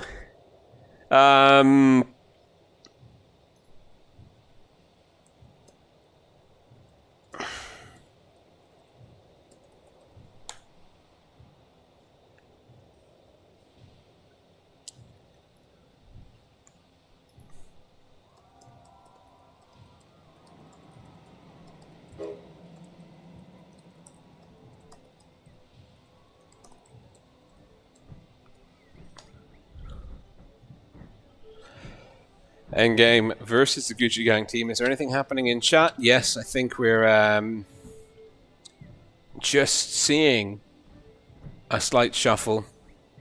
Okay, this is the 5th draw. Thank you, Skills, for confirming. Muchas gracias, amigo. And that means we'll save the other. We'll do the next 4 in the grand final. So that's the last one for this particular lineup. Maybe, unless I change my mind and decide to do another one now. You won't know, so you have to stay and watch everything. Endgame! Blue team, South Spawn up against the Gucci Gang team, Red team, North Spawn. Endgame! Their map, their pick, Triple T125, FV215B, Double T22, T95E6, Gucci Gang team, Red team, North Spawn, Double T22, Triple T125, Kranwagen FV215B. Endgame dropping the Kranwagens. Looks like they're trying to execute the same thing they did before, but Carolay getting caught in the open, bleeding, and Dark Times will land a 3rd shot. No, he won't, but Ebgen Loch is there. And Carolay just getting past. Hit point lead in the favor of the Gucci Gang team. Gucci Gang team with 5 tanks out wide, 2 in the city. Gucci Gang team have a tremendous numerical advantage out on the desert flank, and my goodness me, don't they know Karusha? Don't they know it? Karusha 1969 in the T110E5, staying hull down, getting control on the outside. Rustum not even taking note of the caps, and that's a heat shot in through the turret. And the hit points now ticking over in the favor of Endgame. They pulled back, they played a little bit defensively. Carolade, poor Carolade, caught a lot of flack early on. A is being tagged, Last taking a hit from somewhere. Gucci Gang team with Evgen Loch keeping the city controlled. Whoopsie and Shock. Whoopsie spotted in the open. Rustum now pushing down into the middle. Is there someone there? Whoopsie's there. Looks like Carolade is just not reacting to Rustum. He could be having 2 shots, and that's a high roll. Does Rustum get a shot in, or is Last there first? No, Whoopsie's there first. Endgame in control, but they might be about to lose control out here. Winch in the T22 in tons of trouble. We know he's a very formidable, technically skilled player, but he's just getting dialed down. Karusha and Capral burning his HP to the ground. Hires with reactive armor on the go. That's going to be wearing off fairly soon. He will connect 387 in through the front of Orca. Skilloid will get another shot in there. Endgame looking kind of poorly focused at the moment. They're giving the Gucci Gang team a lot of room for catch-up. Jerez, maybe a bounce from Nico. Nico trying to shield Orca. Nico will take that hit and doesn't land the kill shot. Was that a connectivity issue? Oh, Nico does get the kill. Skilloid's gone down to Shock. It's 4-on-4 again. Endgame are in trouble. The Gucci Gang team looking strong. Voop Secret Power going down in quick order. Oh no, there's Carolade! And I think Endgame picking Desert Sands could have been a mistake. It's a 2-on-3. Gucci Gang team with the guns, with the HP. My goodness me, didn't Nico want to make that shot? I am Shock will connect. Shock is a one-shot. Nico's got all of the hit points. He's looking for Evgen Loch. He bounces! Oh no, Nico! Nico's been having a very, very painful game here.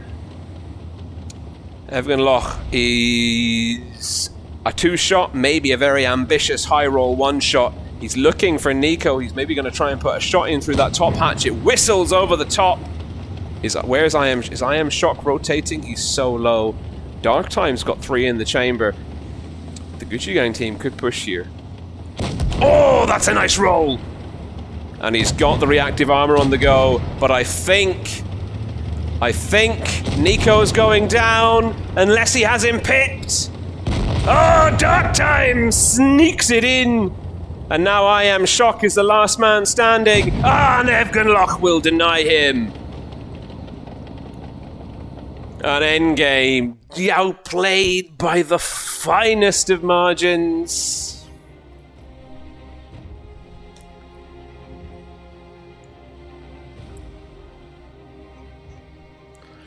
Oh, and now it is match point. I want to say it's match point. It is a best of 7. This is indeed match point. Endgame are looking at 3 wins needed back to back, but we're coming out of their map pick Desert Sands. That's devastating for Endgame. And now we are looking at match point for the Gucci Gang team. We're going into their map pick of Mayan Ruins. The Gucci Gang team picking Mayan Ruins. Of course, Mayan Ruins is a map that Endgame's Hey LOL team are equally familiar with. It's just maybe not their first or second pick. It might have been their second pick. You never know. But they're going to need to win both games here, and they're going to have to then take it on the tiebreaker on Rockfield, which is an auto pick by the tournament organizers. So this is...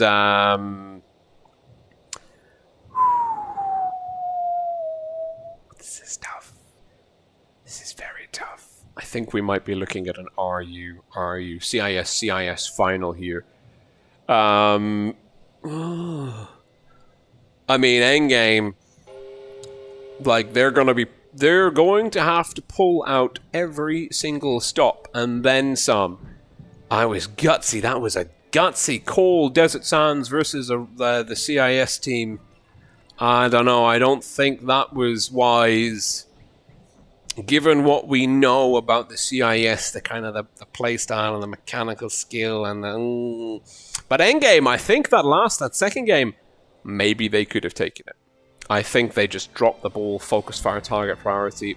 I don't know. It looked like Nico... It looked like he had connectivity issues, or it was just maybe dropped the ball a little bit. No shade, Nico. You're a much better player than I am, but it is now Endgame.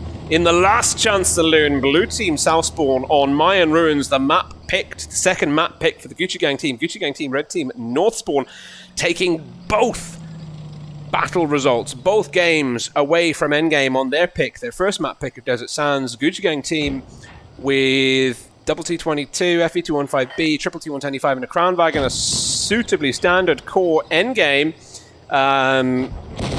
Also, well, Triple T125, Carolade again! Oh no, Carolade! Carolade is in all sorts of trouble, but so is Jerez. And the hit points are in the favor of Endgame. Rustam's pushing into Nico. The Gucci Gang team are wasting no time here. They're hyper-aggressive. Dark Time will pick up Carolade. Nico's gone down to Skilloid. Endgame are gone down. They're a little bit up in terms of hit points, but Shock's in trouble. The Gucci Gang team well, they got B. That's getting recapped. Karusha could be going down here. Endgame have got a lot of tanks in that B area. I'm not so sure. They have... It's tied. It's tied up now. I think the Gucci Gang team have got a slightly better field position. Orca and Capral is trading T22 shots. I think Capral is coming out trumps. He's just got a slightly better position. That soft cover just making him a little bit tougher. The Crown Wagons for Endgame in the middle reloading. Dark Time coming in looking to shut down Winch. HE rolls for days, and Rustam's coming in. Rustam will get a shot off and can last keep Winch in the game. Winch is on fire. He really did not want that. Last, oh, Shock is down. Last is down. It's a 5-on-3. The Gucci Gang team, so aggressive. They absolutely overran Endgame. Endgame are now, well, they lead in hit points. If they can wrap up a few games with Evgenlock with the reactive armor, is just trying to keep Voopsy off Rustam and those one-shot tanks, and that's a huge 500 roll. Voopsy in the VK9001P looking for Krapal, will get bumped, will pick up Krapal, but Dark Time with 3 in the chamber. Will he be looking to engage Voopsy? Last is there. Last will have 2. Orca still in the game. It's a 3-on-4. Endgame are not out, and Evgenlock goes onto Voopsy. Endgame are still in this. Skilloid and Dark Time are critical. Is Last going to have a crack?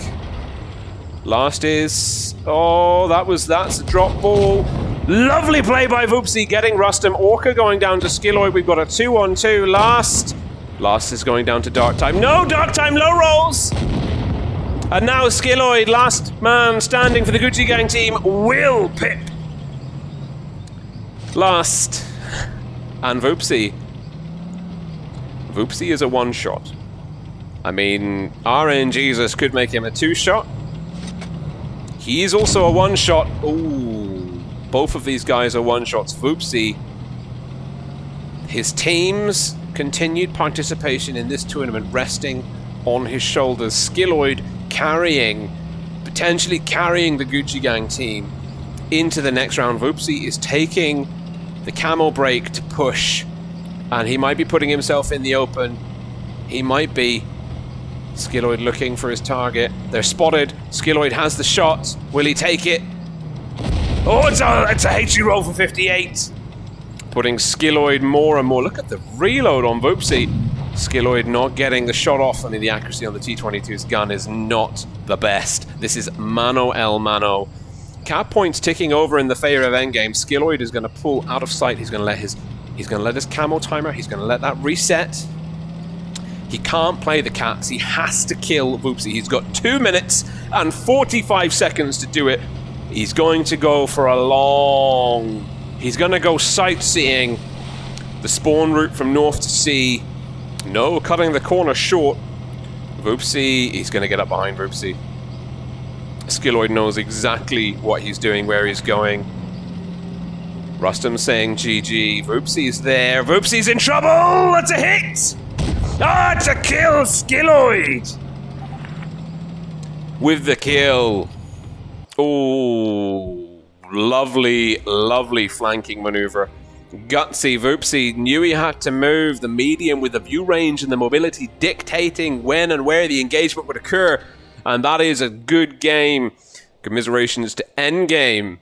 They go out in 3rd place. But we are going to see a CIS on CIS final in the Blitz International Cup. Gucci Gang team versus Mercy. That is going to be a best of 9. Starting at 9 p.m. CET. We've got about half an hour to go. I don't know what what a finale.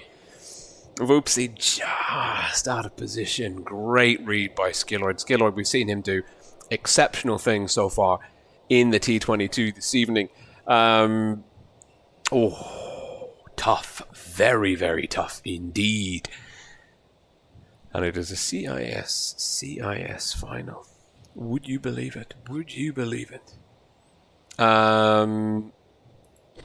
So Gucci Gang team versus Mercy, best of 9, coming up at 9 p.m. CET. Fujit will join us any minute now once he is done catching the rest of the action. Oh, I'm exhausted. I wasn't ready to commit that much energy to the cause, if I'm being brutally honest. So I'm just gonna jump in and play a little. I'm gonna play a fun game. I'm gonna play a fun game in the T49. That's what I'm gonna do. Ain't no one can stop me. Ain't no one can stop me.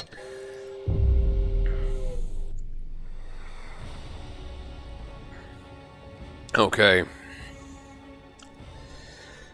But that was impressive. And it just goes to show, like, those games were all, the Desert Sands ones and the Mayan Ruins ones were just incredibly close. I mean, it could have been anyone's game. And Gucci Gang team, I mean, we know they're brilliant. They beat Endgame 4-1 the last time they faced them. I think there's a grudge match maybe in the pipeline somewhere. But huge congratulations to Gucci Gang team.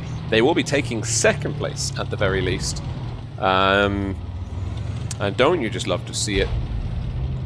Much like I'd like to see where the enemy team is now and not get blocked by this dude, or have him get spotted and then shot at in front of me.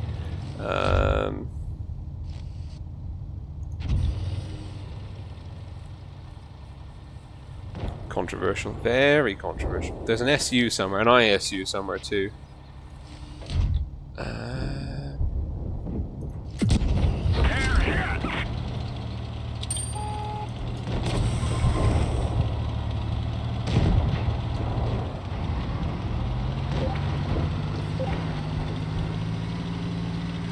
No one else pushing. There's a light tank there.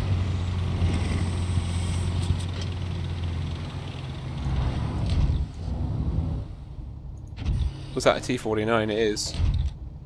Go on, just do it. Just do that. You know you want to. Maybe he doesn't. I hear a Fujit. Oh, dear me, I'm still coming down from the high as well. That was amazing. That was absolutely incredible.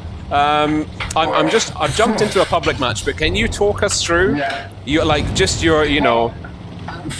Well, first and foremost, congratulations to GGAME. I mean, wow. I mean, what a final game that was. And commiserations to Endgame. I mean, let's just start at the beginning. I mean, Naval Frontier, that was the only one-sided game in that round. And I don't know if it's by design, but sometimes these CISRU clans like to test their opponents, and then they change their complete mentality. But I don't think that was the design in this one. Oh no, I don't. Frontier, the first match, it was a GGAME pick.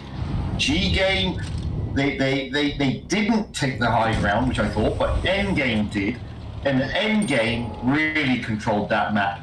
They had control from the beginning. GGAME trying to steal caps back. GG Rustum doing that, but Endgame, whilst that was happening, were able to push through the B cap, which GGAME did take, which they normally do take, and absolutely bleed GGAME dry. Fantastic reading by Endgame. Great focus fire. They're closing down those GGAME tanks, picking off their targets. They were aggressive, sensible, and clever play by Endgame. And then we have a completely different scenario second time round. This time, GGAME stay as a pack. Complete pack. They all go A and B, and they just control the map from the off. They put a lot of pressure, cap pressure, and positional pressure onto Endgame. Endgame trying desperately to find those weak points in the defense of GGAME, but just couldn't get it. Really clever play by GGAME, and very, very well executed. Not much Endgame could have done about that. I mean, GGAME's positioning and early pressure was just phenomenal. I think that... And then we come... Sorry, no. Yeah, Carry on. sorry, no. Before we get to Desert Sands, yeah, you just say. Well, I think for me it was the fact that it, Roman confirmed, the Naval Frontier was the map pick for the Gucci Gang team, and I thought, oh, great, Endgame and I won't hide my allegiances. I'm an EU player. I'm going to back the EU team. If you have to ask me who I'm cheering for, of course. So I thought, of course, if they've gone 1-on-1 on the opponent's map pick, that's great. And then I saw that it was Desert Sands Endgame had picked. Oh. I was like, I would love to have a chat actually with some of the guys from Endgame after this stream and just find out, like, why did you pick Desert Sands? Because to me, that screams CIS server meta, more comfortable playing with it kind of style of gameplay. And I thought I thought the same thing. And I thought, and Endgame, they had their strategies going under the bridge and it worked in the beginning, but then the Gucci Gang team were able to kind of use that focus fire that you talked about, like right at the beginning, that discipline and I felt Endgame kind of dropped the ball in a lot of places with regards to that. They just weren't always dialed in on the same tank at the same time, and they weren't clearing guns as early as they could have or should have, and just taking. And I don't know. And after the Gucci Gang team picked up both rounds and went match point on off Endgame's map pick, I was like, oh no. It's an interesting one because the RUCIS clans do like maps like Desert Sands. And they play them nicely, and they really do play them nicely. And they're the sort of maps they can be aggressive, and they can pick their battles, and they can get good positions. And Endgame executed their initial move fantastically. But when it then degenerated into the brawl, the focus fire from GGAME was just slightly that much better than Endgame. Both games were really, really close. Yeah, they were really close. They could have gone either way. And on the second game, Nico, bless him, missed a crucial shot on a very low hit point tank, which allowed the GGAME tank to take out one of the Endgame players. That then put Nico in a position where he's facing off against two tanks. Yeah. One of them's a Kranwagen. And the Kranwagen just waits, reloads fully, and then makes the big push. And it was just fantastic to watch. And it's like, very clever play by GGAME, much better target selection. I think the thing is that the Kranwagen can afford, like when it's got a full clip, it can afford to make mistakes. And if you're pushing it... to have lost the rolling. Oh, I can hear you. I can hear you. There he is. There he is. I'm still here. So yeah, I mean, I was surprised, like you, that Endgame picked that map. They do like that map, to be fair. When they play it on the EU server, they play it very, very well. But the CIS teams also like that map. So I don't know if it was a bad choice or a good choice by Endgame. But as I said, the shot selection by GGAME and the focus fire was just that little bit better than Endgame. But they were very close. Both matches were really close, going to the wire. And then, of course, we get to the final match of Mayan Ruins. And boy, could that get any closer. It couldn't get any closer. And my heart bleeds for poor old Whoopsie. I mean, not much he could do in that situation. Skilloid, fantastic player, moving that T-22 round the map, coming around the back of him, and Whoopsie just didn't have a hope in hell. To be fair, he's in a slow lumbering heavy. They're both one shots. I mean, the game itself, really good aggression by GGAME. They grabbed the B-cap, which is a really ballsy move on that map. Great focus fire by Endgame. They rushed into the GGAME guys, tried to take them down, but again, it's the way these RUCIS clans react. Their reaction times are amazing. They just move all their tanks to where that push is by Endgame, degenerates again into a brawl. Whoopsie has a great one-on-one with the 215B. And on paper, you would say the 215B should get that brawl. So Whoopsie did a lot of hard work there to bring it to where it was. But when it was just him, the VK90 against the T22, in fairness, at this level, you've got to favour the T22, to be fair. So close. So close. Both of them one shot away. But congratulations to GGAME. That's all I can say. I mean, Endgame did not play badly. They were just outplayed.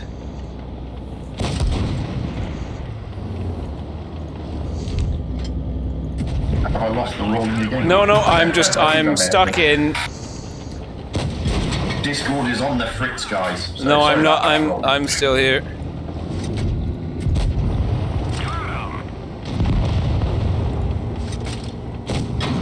I'm still here. I'm just playing.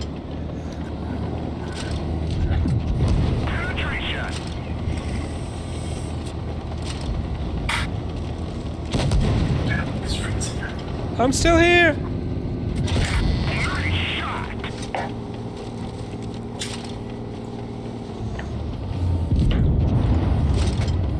I'm still here. I'm still here. No, Maybe Discord's having a hissy fit. It was my Discord at this end. It was just having a hissy fit for some reason. Hence the reason why I was very quiet. Okay. No, sorry. I was. I'm having a complete meltdown of a game. Oof. Go on, 153.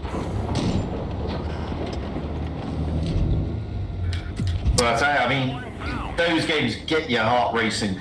They really do. I mean, both teams playing their socks off there. Really good stuff to see. Close games. And as I said, only the first game was one-sided. The other games were very tantalizingly close. Oh. Yeah, no, they were very close. Sorry, I didn't give you all of my attention there because I just played what is possibly one of the better games I've ever played in the FV215B. Nice. And just seeing it now, by the way. Actually, while I'm on the topic of this, apparently they've taken away newbie matchmaker, and that's why we're getting matched with people below 5,000 battles, and apparently they haven't told anyone about it, and apparently that's why like your teams are a little bit more sucky than usual. Although in this case, this guy did not. It was all awesome from him. Oh my goodness me. Yeah, so it was very close. It could have gone either way, and I think Endgame can be really proud of their play. A couple of mistakes here and there, maybe a bad map choice, but overall, like, you know, I think they played well, and I think they demonstrated that they are indeed a absolute top S-class, AAA, Platinum tournament clan in World of Tanks Blitz, and it was a joy to watch. That 1 versus 1 at the end was just sublime. It was beautiful to watch that 1v1. That was, I mean, honestly, like it's so, it just to have like an over-the-shoulder view from both players and sort of getting, like, trying to see into their decision-making process. It was, oh my goodness me, I loved it. Absolutely loved it. We've got our maps for the grand final.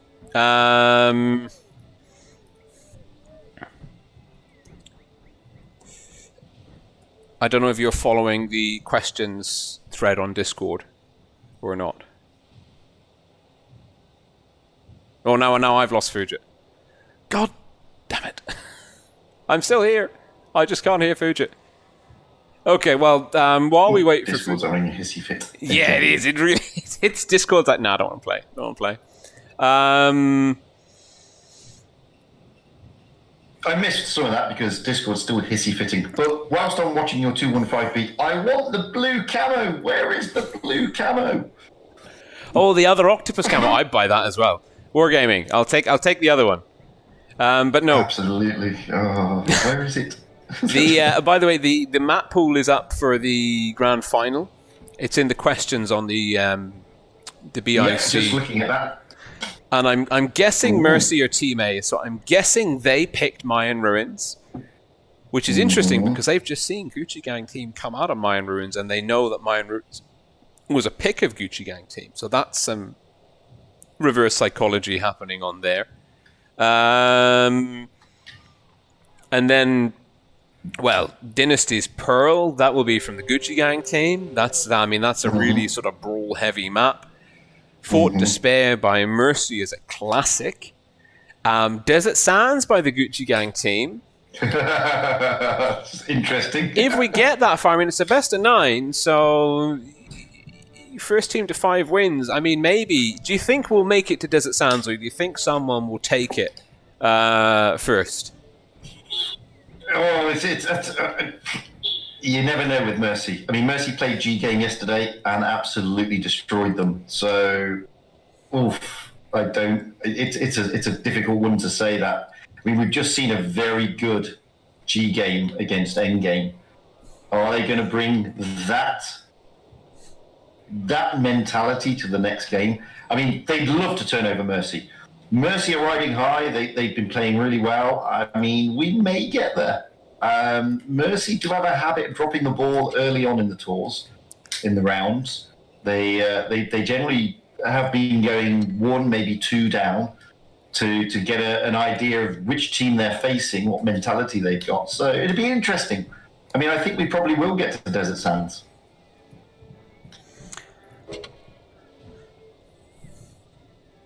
I hope we get Desert Sands, because I think watching these two teams go head to head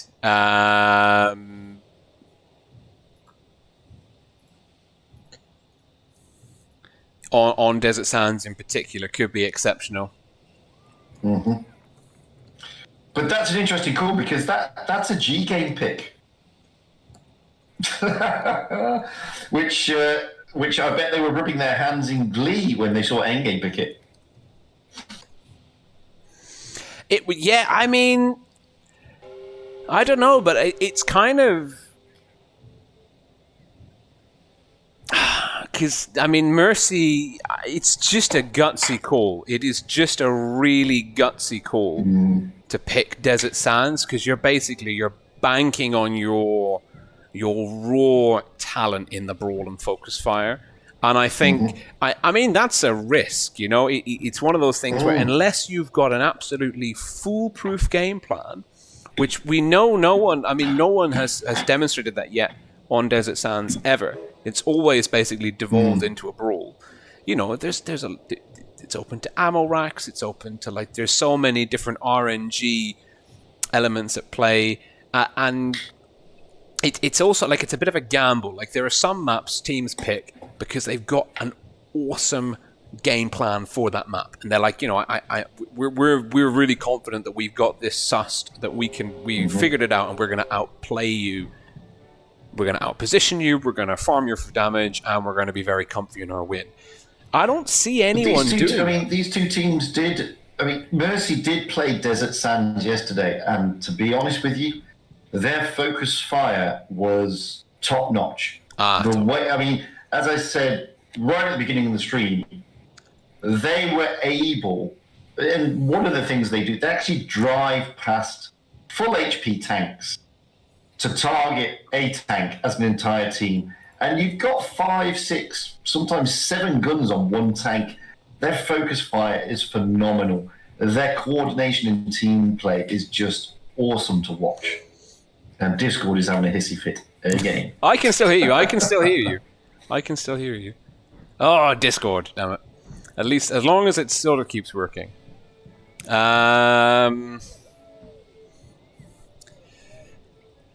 But let's see.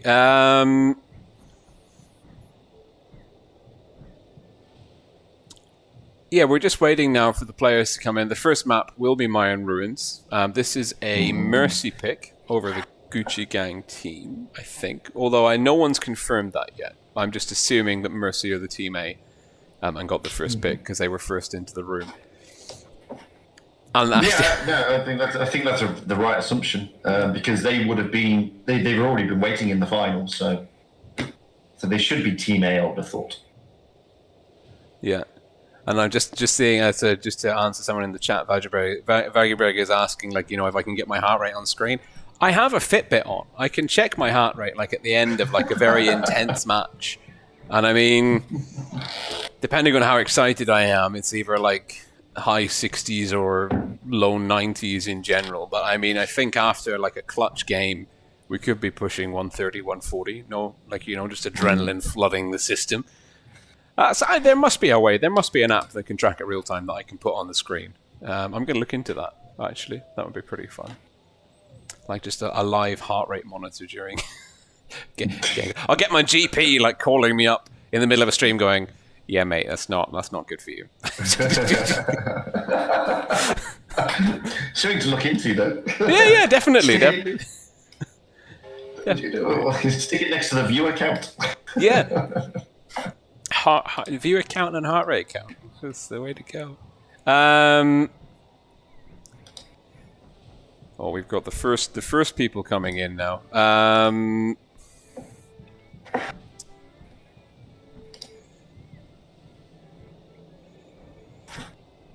And I mean, so I think if we get to Desert Sands, it's going to be what do we reckon? It's going to be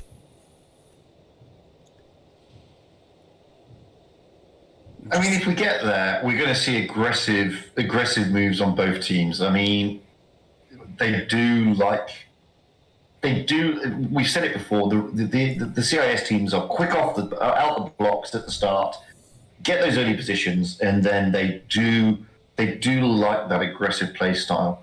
And we've just seen that. I mean, we've just seen GGAME do it against Endgame, and it will depend on Mercy realistically. I'm thinking that this first game, my Marines Mercy will be testing the water like they normally do. Mm-hmm. We may see them holding back their heavies like they normally do. We may see GGAME dropping into that B cap early off like they normally do. The GGAME are going to want to turn over Mercy. As simple as that. Oh, for sure. And they're going to throw everything, including the kitchen sink, at turning over Mercy. Well, this is the last finals, the last major series finals until, I mean, spring season is even that's several months away, and the maps can change, lots of things can change before we get to another time where teams will come back into the into this kind of mindset again. So I think, like whatever, if any team is holding on to any kind of like ace in the hole, like any, this is the grand finals. This is a no holds barred tour de force. Like there is going to be no stone left unturned, no strat left unused. They're not going to be thinking, we can maybe save this for a rainy day or another stage in the tournament. Like this, you bring everything and you throw it at the enemy, and if it sticks, it sticks. And I think... Well, that's the other thing about these CIS clans, though, that when it comes to meta selection and certain tactics, they're quite innovative, to be honest. And they're not scared at experimenting, even at this level. Well, I mean, I think this is when you'll see like kind of novel things coming out. But I think that the experiment, like it will be tried and tested in training rooms. Mm-hmm.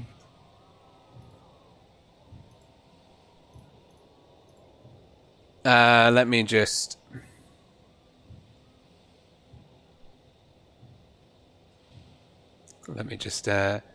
address the chat a little bit. Mm-hmm. But no, I mean, it's a good point you make there. They do address these things in training rooms. But I mean, I've seen some of the CIS teams, for example, in previous rounds and in some games. One of the teams took 6 IS4s and a Kranwagen. I mean, that's just...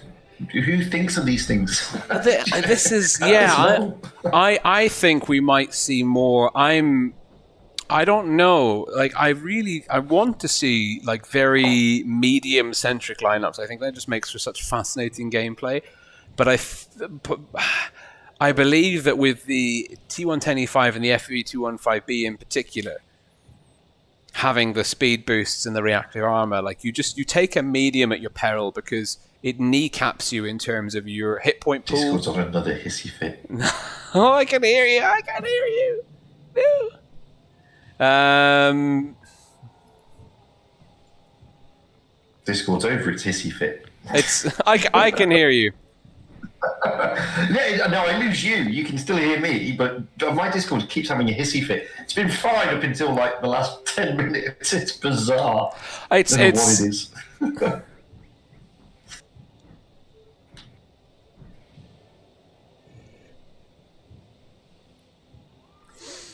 So we're waiting for the teams. We've got 7 minutes. 7 minutes. I'm on the edge of my seat. Yeah, I mean, it's going to be great to watch. I mean, Mercy are going to be riding high. They're very confident. They're the Blitz Cup winners for the CIS region. They come into this, I think, unbeaten so far. I don't think they've lost a round. I'm not sure. Can't remember. They'll be feeling high as they can possibly can be. Very confident. But GGAME have just turned over Endgame convincingly in their mind. Endgame is not an easy opponent. They'll be feeling confident too. So, and they'll be up for the challenge of turning over Mercy. It's just going to be fantastic to watch. Mercy have lost to someone. They came out of the group stage 6-1. But Mercy so far in the final stage, 4-1 versus their Endgame. The last time they met the Gucci Gang team, it was 4-1 as well. So, I think also there's the sports psychology aspect of it. Mercy are coming into this. You can look at it two ways. You can say, you Discord. You can look at it that Mercy are cold and they haven't had any warm up, or they're fresh and they're they're fully energized. They're mentally prepared. And then, of course, on the flip side, you have the same thing with the Gucci Gang team. They're either coming into it hot, or are they tired? And it depends a lot on the kind of the mental stamina of the players. I think anyone can attest, and certainly everyone in the chat and everyone watching at home, and even myself, and probably you as well, Fujit, can agree that if you play Blitz for more than 2 hours at a time, you start getting you get tired, and that's just in public matches. Oh, at this level, it's draining. It's absolutely draining. I mean, if you just go in a normal QT at a tier 10, the amount of concentration you have to stick into these battles, and at this level, that concentration is amplified tenfold. They're not playing against a 40% team or a 50% team. They're playing against another professional team that is equally as good as they are. The concentration levels are through the roof. Your hands are a little bit tighter on that iPad or whatever device you've got. And you're right. I mean, whilst GGAME are coming into this hot, you don't know how drained they actually are, mentally, physically. Because it's basically, it's team gameplay. So also, you're in voice comms with a group of other guys, 9 other people, if you're including reserves or what have you. But you're all you're communicating vocally. So that, and also you're taking specific tanks, you're following specific strats. So that's all more brain drain happening at the same time. And as well, it's like when you get to the very higher levels of when you get to the higher levels of ratings, your opponents, of course, they're much more skilled. So there's even more brain drain there because it's harder to land shots because the armor's angled, or they're not overexposing, and they're not showing their weak spots, and they're hidden between shots. And also, you have to be concentrating on doing that too, because if you give anyone the slightest bit of vulnerability from your tank, there's a Super Unicum who hits like 95% of their shots is dialed in on your rear drive wheel, you're tracked, and then you've lost 1,000 HP because the enemy team is like, well, we spotted you, we're all going to shoot at you, and now you're dead. Excellent. And we saw that with Carolade endgame. Two games, caught in the open, got tracked, lost half his hit points in the first minute. And he didn't do anything wrong. It's just the enemy was in the position, they got him spotted, and they shot him. But it just and that, you know, it happens. But the amount of brain drain that will put on a player over time is astronomical. So maybe, I think maybe the GGAME team, maybe they might be a bit tired coming into this. But also, maybe they're feeling pretty good because they just beat Endgame, and maybe that is going to make them perform better, or maybe it's going to make them overconfident. Yeah, I mean, there's arguments both ways. I mean, it's fair to say that GGAME will probably have a bit more focus because they've just played a competitive round. Mercy haven't played today competitively, realistically. So their focus won't be as in tuned as GGAME, but they will be coming more fresh into it. So there are pros and cons on both sides, and it's very valid points that you make there, because it's not like a random battle. You are playing against guys who know how to angle the tanks. They know how to move the tanks, and virtually every single one of their shots will land a penetrating hit. So it's not as easy as it looks. Oh, for sure. I mean, I've decided that I'm tapping out of playing tournaments. I'm just not. I can't hang with these guys. I tried it for a couple of years, and I was always a reserve or a bench player, and I really enjoy it. Like, you know, it's great training with the guys, whatever. But it gets to a point where you just kind of, when it gets to a major series, you're like, I am not first. I am not first class material. I am not sitting in the first 7 on any top tier clan's first team, shall we say. And probably most of that is to do with the fact that I take too many risks. And risks work. Risks work in public matches. They pay great dividends. And I've built up a large number of bad habits that just the return on investment in tournament games. No.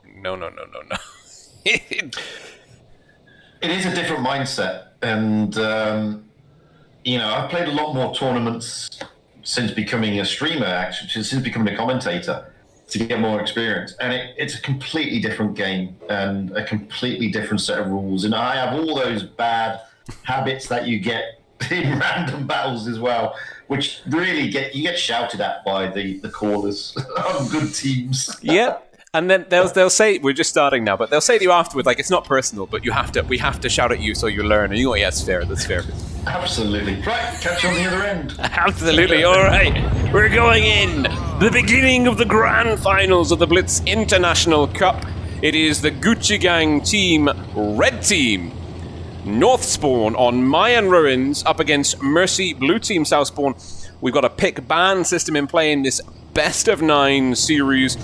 This is Mercy's pick. We saw a GGAME team eliminate Endgame in the lower bracket finals in the best of 7 series on this map, not but half an hour ago.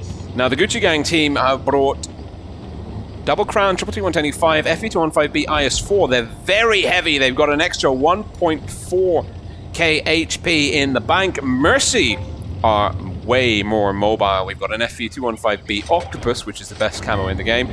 Double Crown, double T22, double T125, and it is the GGAME team being aggressive over A. Look at the speed boost, 5 OP speed boost, pushing now into Crocodile from Mercy, and Mercy have capped off C. We've got 44 incoming, pushing in from C, maybe looking the flank on here. Hit points, well, Mercy have, they are losing hit points rapidly. Can they keep their guns in the game? They've lost the first Grand Wagon. Bashok looking for Rimosh. Rimosh with the lovely block with the tracks there. Rimosh doesn't have a shot left in the chamber. Will go for Forever Noob. Forever Noob getting double tapped hit point lead in the favor of the Gucci Gang team, but Mercy bringing 4 heavy tanks around now to bear on Rimosh. Gucci Gang team, Garusha and Envision putting pressure on. Mercy have also lost the T-22. They're down by 2 guns. I think... Well, Rimosh is down. This is pretty messy, and I think the Gucci Gang team have caught Mercy off balance. Bashok and Envision quickly down. It's a 5-on-4 in the favor of the Gucci Gang team. The Gucci Gang team just being hyper-aggressive over A. I don't think Mercy were prepared for that at all. Skilloid in trouble. Vitushin teeing up. And 44 incoming will look to shut down that and equalize the guns and put the guns actually... Well, no, it's still...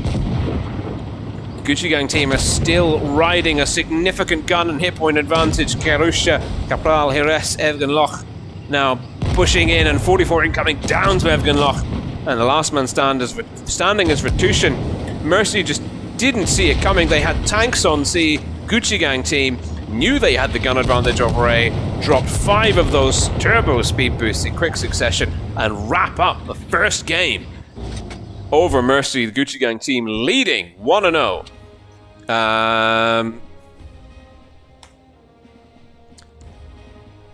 And that is just exceptional. That was so quick. That was 2 minutes and 46 seconds of game time. We're going back into Mayan ruins. I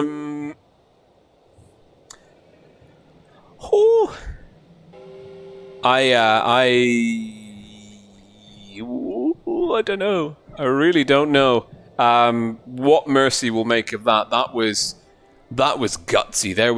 There was very little finesse by the Gucci Gang team in that match. There was a read on the C cap getting played by Mercy. Mercy, of course, having the double T-22s, had the mobility advantage to go wide, grab the far cap, but jeez, that the Gucci Gang team, the GGAME, just went hell for leather. And that speed boost consumable, it enables you to hustle, and you saw it got those heavy tanks from the GGAME spawn on top of Mercy's heavies in almost no time at all.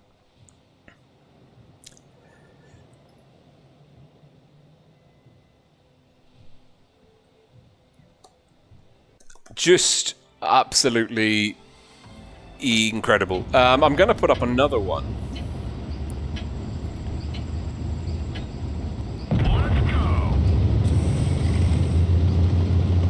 For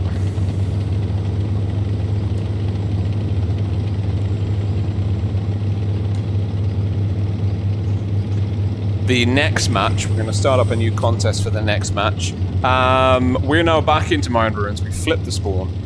Gucci Gang team, red team south spawn up against Mercy, blue team north spawn. Mercy again bringing the double T-22. No crown wagons. Gucci Gang team bringing these VKs, Hires and Invitian, in this VK 90.01Ps. Cap lead for Mercy, the double T-22s, also supported by Forever Noob and Vitushin in these T-110E5s. Solid almost a 2k HP lead for the Gucci Gang team. Incoming taking some damage, as has Hires. But it's a little 45 cap point lead for Mercy with the quick cap on C. They can afford to be aggressive. They know that they can get into position with these T-22s. 44 incoming, and one, we're going to call him Nerve. I'm sure that's not how you pronounce it, but we really tried. We really tried very hard. And they're just looking to keep view range. You can see 44 incoming, spotting out this lane. Of course, Mercy can be defensive. Now, they don't have as many hit points, but they are faster. And I don't know. The interesting thing is those VKs, they don't have the fancy speed boost consumable. They're great side scrapers. They hit like a truck. They've got pretty great armor.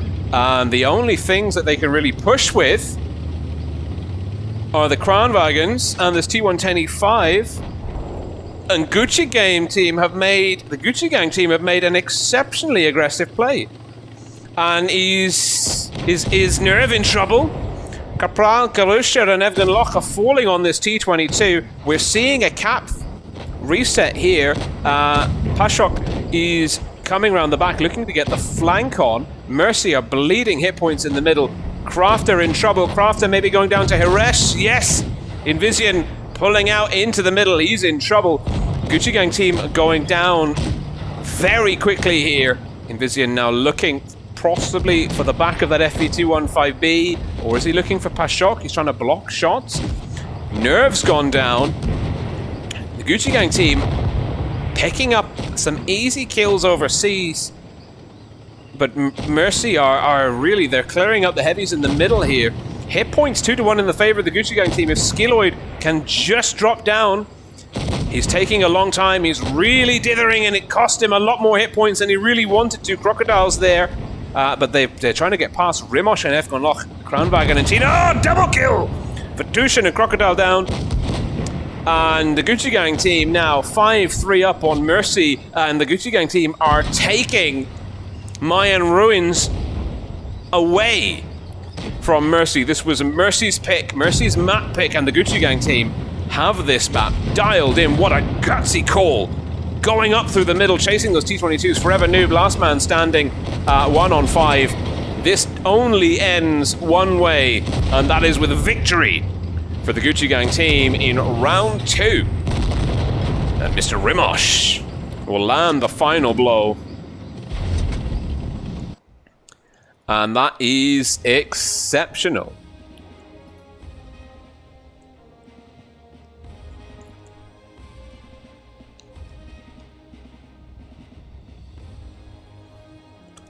Exceptional play indeed. Wow.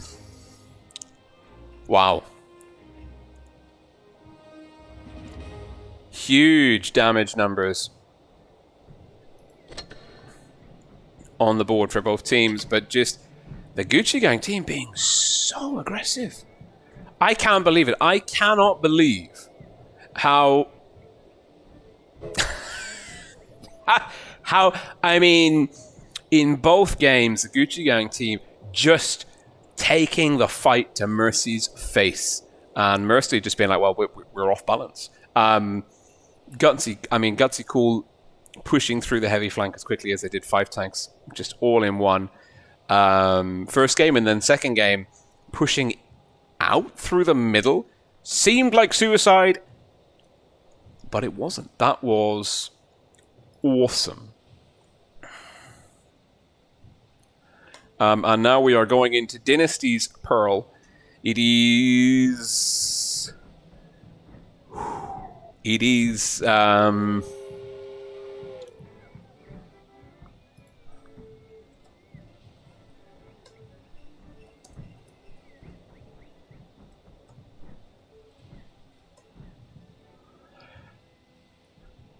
But now it is the Gucci Gang team's map. They have picked Dynasty's Pearl.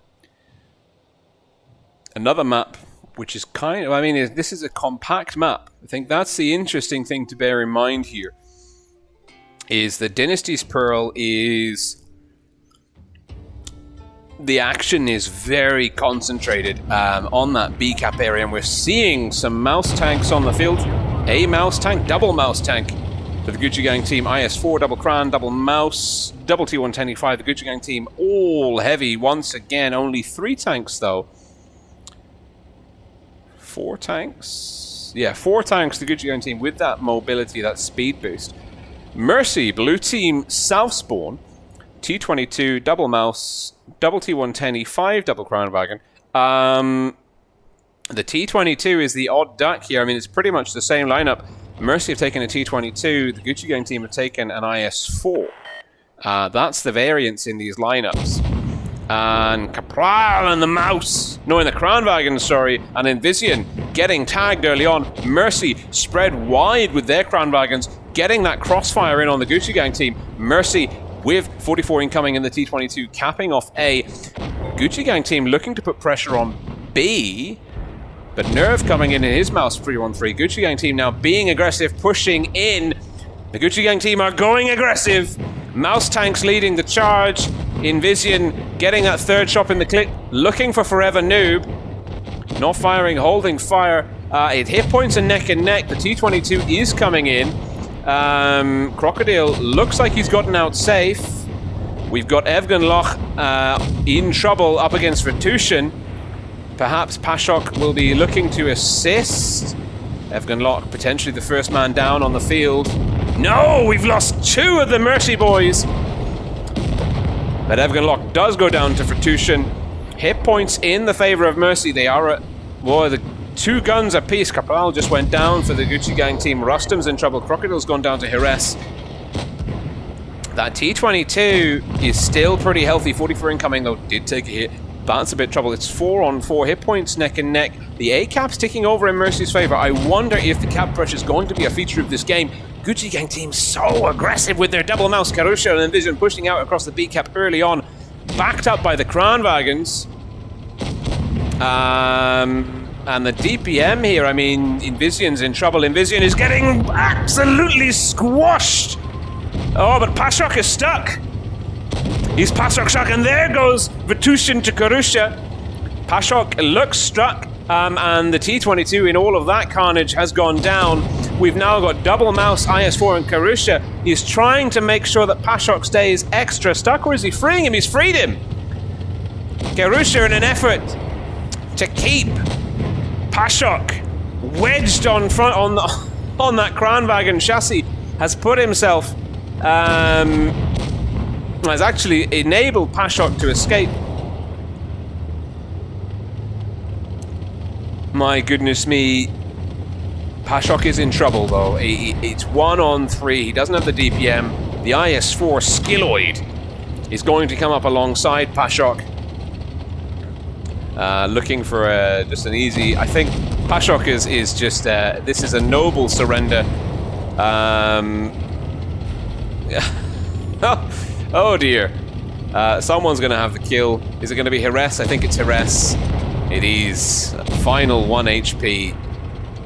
And the Gucci Gang team are turning aggressive push play into an art form. I have not seen such hubris and like just dedication to getting stuck into the carnage.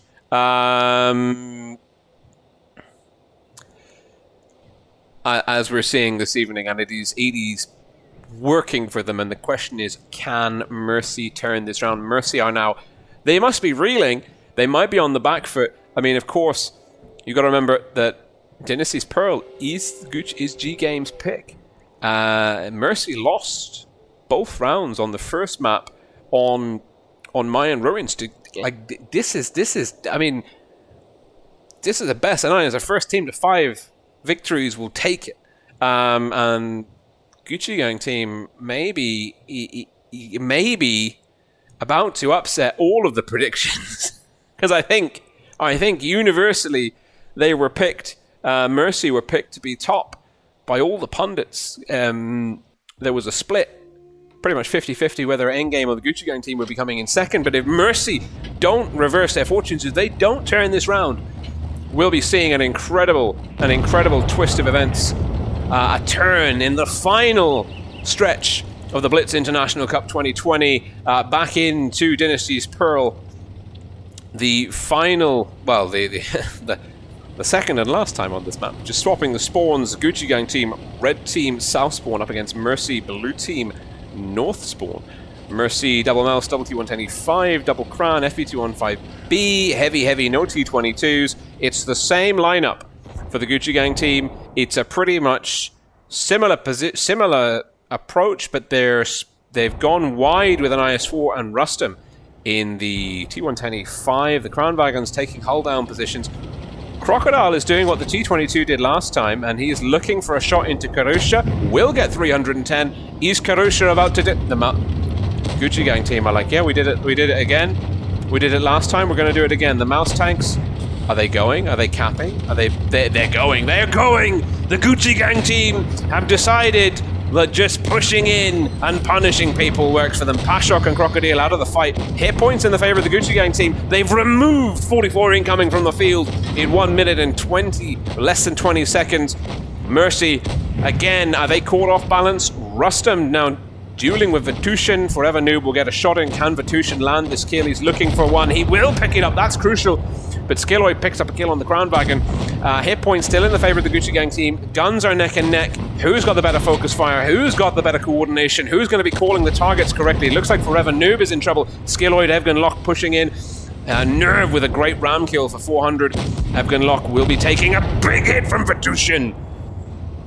And this is, well, it's now Mercy have got the gun lead. They need to start converting that gun lead to a hit point lead. Capral will have 3 shots. He's going to overextend. Forever Noob will tee him up for a kill from Vitushin. Vitushin absolutely has to land it, and he does, but not before Skilloid takes down Forever Noob. It's a 3-on-4. Mercy extending that hit point lead. They are not going to be rushed in the early minute, the first 2 minutes of the game, 4 times in a row.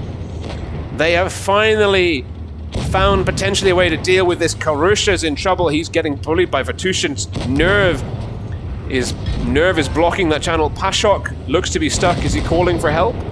Pashok is stuck. Nerve is going to give his teammate the nudge that he needs to get down. Skilloid is going to push into Crocodile. Karusha going down to Vitushin. Hires. It's a mouse and an IS-4 versus 4. There's that low 69 HP Vitushin, who's kind of out of it unless he can get shots in. Pashok now going up to join Crocodile, engaging Skilloid. Does Skilloid have a shot on Crocodile? No, he doesn't, but Pashok does have. And Skilloid looking. Oh, fluffs the shot. Pashok's low. Hires helping his teammate. This is not over yet. That's a great hit. Now maybe it is. Skilloid just getting pincered between the mouse tanks. And Hires 1-on-4. There are 3 tanks with low HP. I don't know, he got tracked there. That's trouble. He's a 2-shot, maybe a 3-shot. Whoa, a 3-shot indeed. He will get a shot off into. He's not giving up. He's not laying down. He's hanging in there. And Crocodile in the FV215B will lock in that one for Mercy. And Mercy finally finally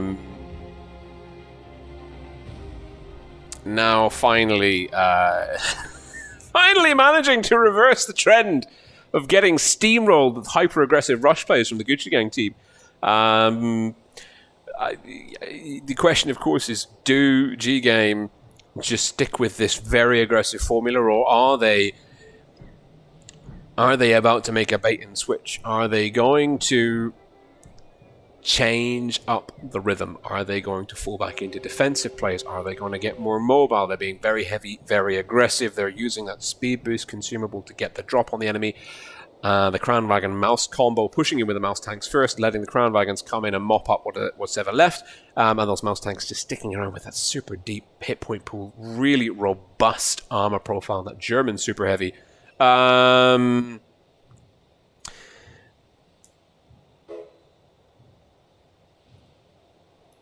And let's just have a quick tour de force of the results so far, just in case we haven't seen any of the damage numbers. You can pause them if you need to. But in that one, yeah, the damage was, I mean, like, there wasn't that much damage in it, but Mercy managed to keep 4 tanks in the game, even with so few hit points on the board. I think that's the hallmark of a truly great esports tournament team in World of Tanks Blitz is that you can just keep that effective DPM as high as possible for as long as possible. It's such a crucial and basic element. Now we are going into Fort Despair. These teams have shown a pretty convincing and consecutive penchant for heavy tanks. And now, well, the trend is not to be bucked on that front. I don't see a single damn medium anywhere in the lineup. Potentially, we're looking at a quadruple mouse tank coming out of the Gucci Gang team lineup. with a single crown and IS4, Evgen Loch and Invision in the T110E5. Mercy, bit more mobile, double T110E5, IS4, FE215B, double mouse, and a crown wagon. Both teams bringing the single crown wagon. Maybe I'm expecting the crown wagon to go up to the window, overlooking the middle area between the two city caps. Alternatively, maybe it will go into the kind of rubble area over B, but it's a bit tall for that. Might get caught in the crossfire. Gucci Gang team, red team, Northspawn up against Mercy, blue team, Southspawn. Gucci Gang team leading Mercy 3-1. As we go into the third map of the pool, this map is a Mercy pick.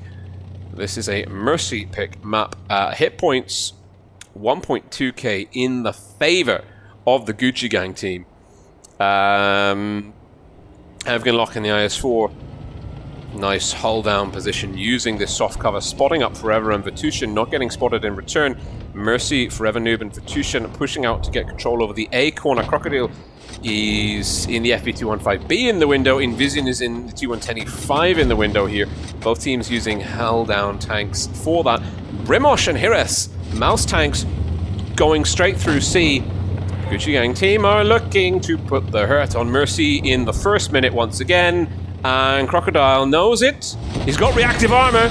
He's got tracked. That is bad news. And he might take one more. Is he gonna?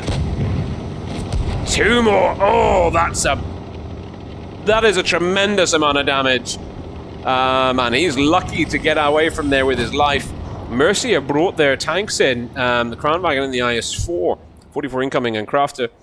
In over B, Capral in the Crown Wagon for Gucci Gang team. Not a great position for him. He doesn't have any cover. The low chassis is pretty weak. But Invision using his T110E5 to get the drop on Crafter. But I think Crafter in the Crown Wagon is going to be the better trader in this situation. Evgen Loch, in the IS4 is going to be instrumental in holding the line there. The hit points, Mercy, they flipped that. They've started bleeding the HP on the Gucci Gang team a lot more. And now they're pushing in, they're counter pushing. Evgen Loch is, wow, I don't know what happened to him, but he is about to go down in a ball of flames. Vitushin, well, Nerve has gone down to Hires.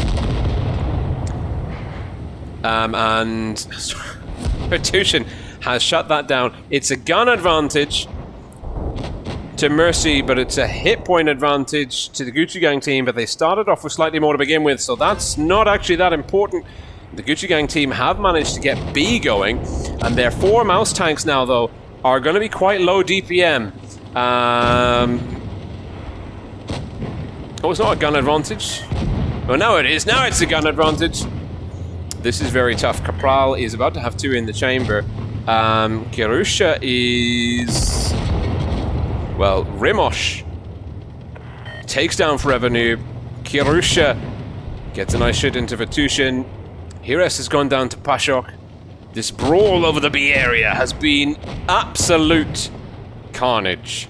I'm really wondering what's going to happen next, because this brawl is just spiraling into these mouse tanks are just all over the place. And is that a ram kill? Oh, reverse ram kill by Mr. Rimosh. Vitushin massively underestimating the reverse speed of Gucci Gang team's mouse tank, but Skilloid going down to Kraftner now.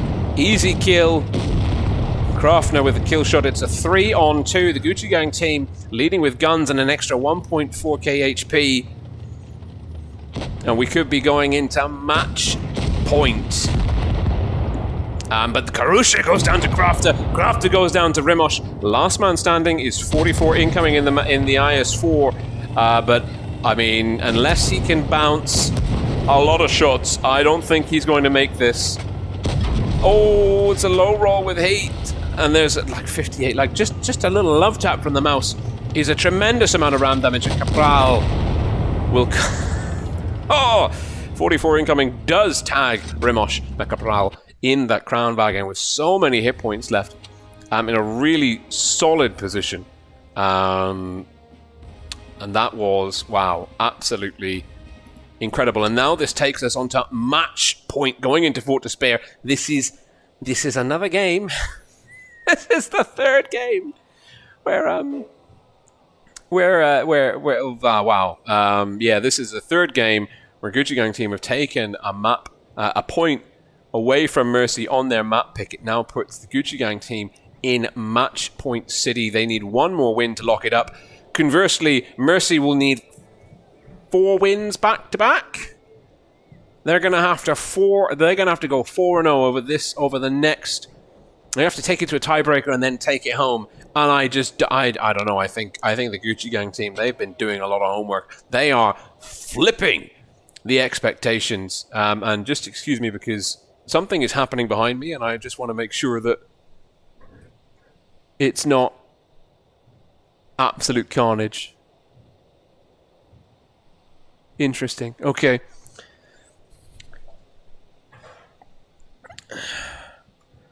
It might have been a cat. It might have been someone coming and going. I don't really know. But I'm back. And the house isn't on fire that I can see, so everything's okay. Now we are on match point.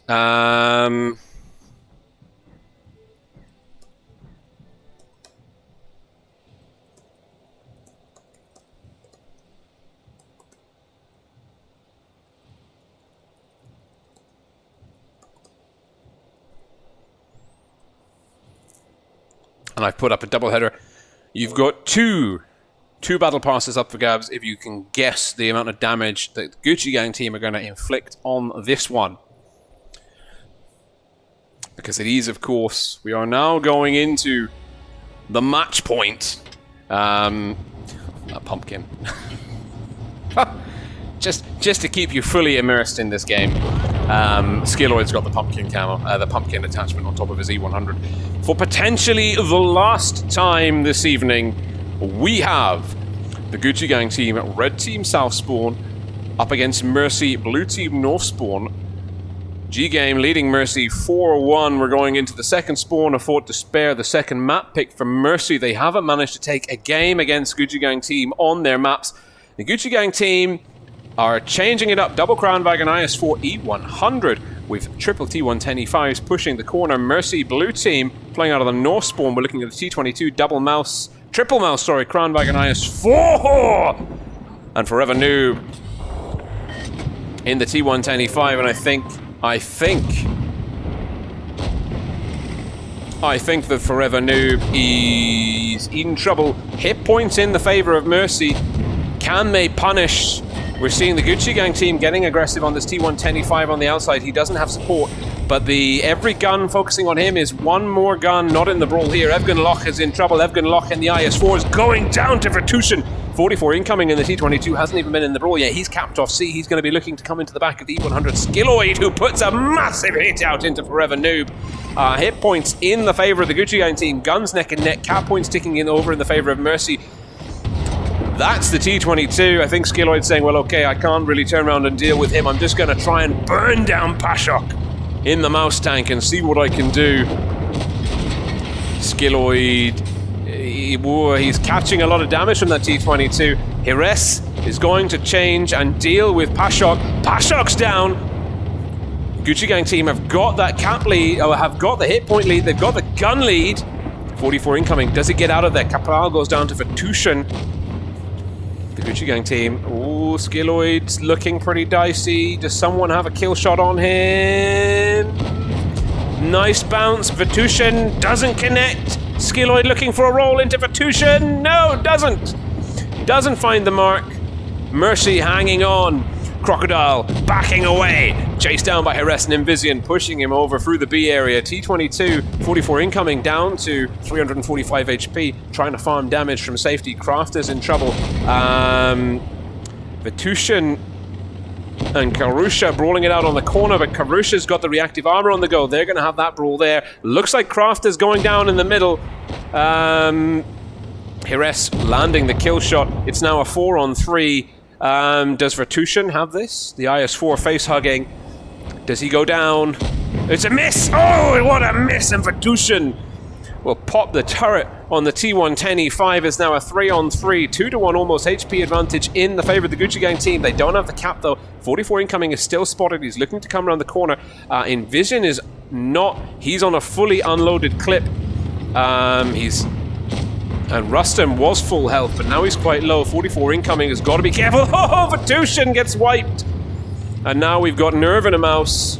And the flanking 44 incoming is about to get chased down. This is key. Does Hires have the shot on 44 incoming? He'll get hit. He has to connect this one. He's looking for it. 44 incoming's about to have another shot in the chamber. Rustem's gone down to Nerve. Oh, Envision! Envision in the Kranwagen manages to make that shot on the T22. Nerve is low. Envision potentially. Oh, max roll with heat for 425. This looks like Gucci Gang team are going to be taking it. The Gucci Gang team. They've got that mouse, and Envision will land the final shot. The Kranwagen. Thunder Camo, gun raised in salute, and Gucci Gang team flipping the expectations, defying the odds, playing perhaps one of the most aggressive series of games that we have ever seen in World of Tanks Blitz. Just no leaving. No, just they gave Mercy no corner, no quarter, no mercy. They pushed them hard every single game. They never let them find a rhythm. They just such coordinated and aggressive offensive push gameplay strategies. I mean, that must be exhausting to face, knowing that you've got those tanks barreling towards your line somewhere. How do you set up to receive that? Huge congratulations to Gucci Gang team, GGAME. They are your champions of the Blitz International Cup 2020. Commiserations to Mercy. They had such a strong run. They finished top in the group stage. They blasted their way through the final stage to finish undefeated until they arrived in the grand finals. And that concludes the best of 9.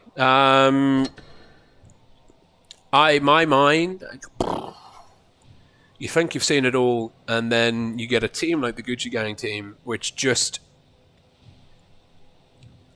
My voice is going. I'm exhausted. That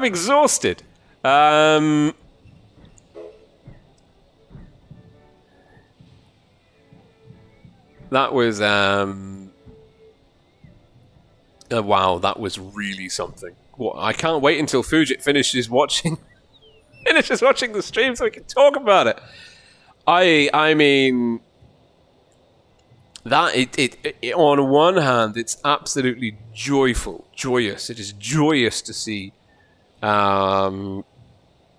people turning what is a pretty heavy and defensive method on its head and playing hyper aggressive every single game.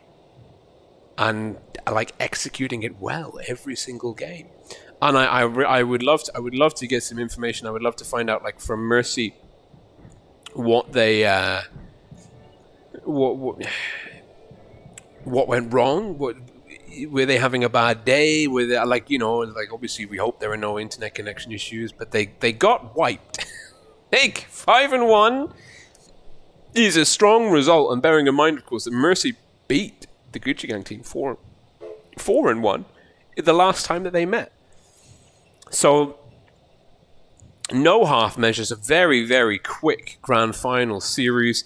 Mercy just really not finding any traction against their opposite numbers, the Gucci Gang team. That was, wow. I mean, mind-blowing. That was mind-blowing. There you go. That was 5-1. And GGAME doing 19,506. Oh.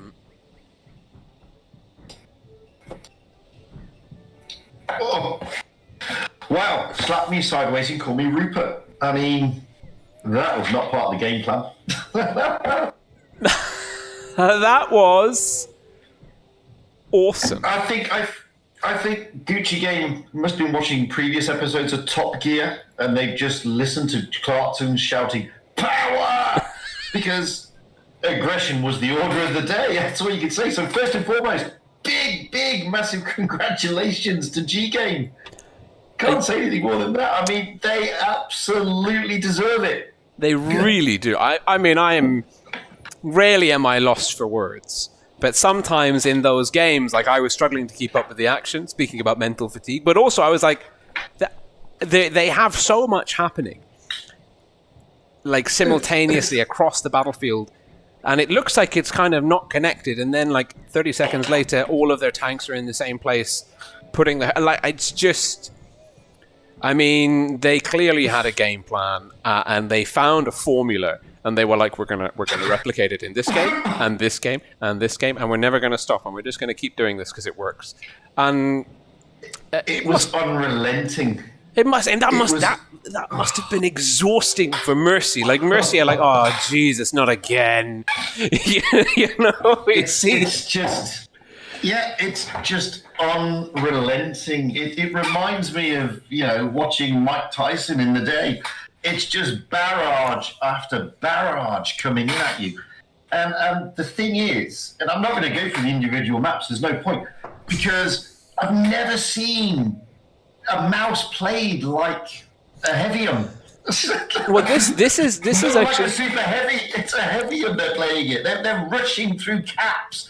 They're rushing it in a mouse. Well, it's just insane. In Mayan Ruins, the first one, they were like, so like Mayan Ruins was the game. The first game was like, we've got 5 turbo speed boosts. We're gonna drop 5 tanks on your spawn line in the first minute. Like you don't think we can get there, but we can, and there's going to be more of us than you, and we're going to carry that gun and HP advantage into victories. Okay, that's fair enough. And then on the second one, they used the speed boosts. But they were like, well, you've probably got mediums in the middle, so we're just going to like speed boost through the middle of the map where we should get farmed into oblivion, and we're going to catch... Oh, that was awesome to watch. We're going to catch your T-22 in the ditch by the medium cap. You're like, what? You have no business pulling that off successfully against Mercy. And I don't think Mercy expected it at all either, which was... it completely took them out of balance. Yeah. I mean, you do not expect... I mean, and to be fair...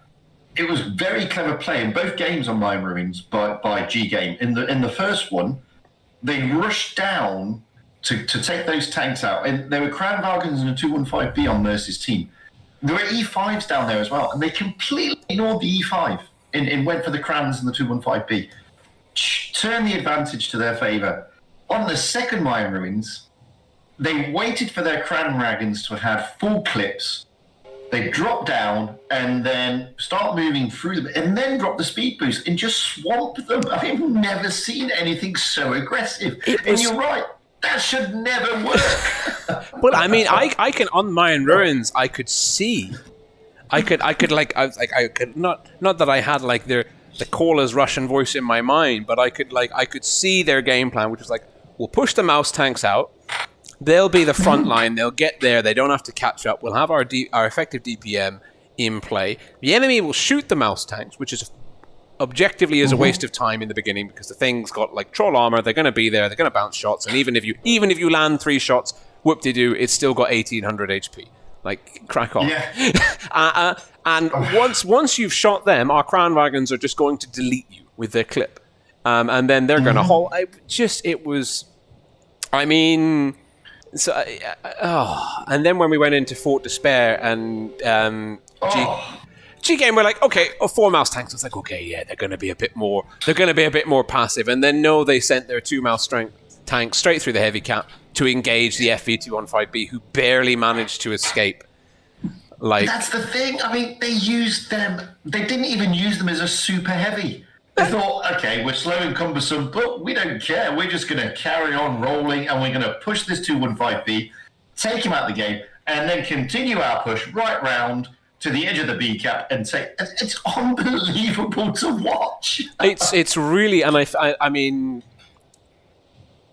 that's the technical execution. Like, I think that there are you could give that same lineup of tanks and the same strategy to like most other teams, and it would fail. It would, like, without a doubt. No, totally. I mean, but caution favors the brave sometimes, and caution doesn't favor the brave sometimes, and they just threw. It was unrelenting. Mercy were pummeled from the first game all the way through, and the last game, I don't blame Mercy for saying, "Fine, we're gonna try and counter your mouse strap. We're gonna shove in 3 mouse." For GGAME to say, "Well, we're not going to do that. We're going to take fast heavies and mediums.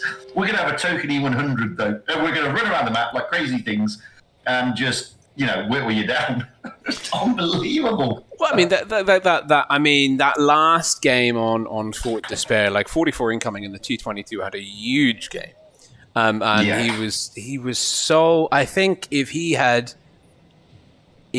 survived, if he had just bounced one more shot, like that was a very fine margin. That was close. I honestly thought, okay, now Mercy are not gonna, but I'm exhausted. Like that is because it's Absolutely. like I mean, you couldn't get a better grand final. Firstly, everybody's pick was Mercy, and massive kudos to GGAME for turning them.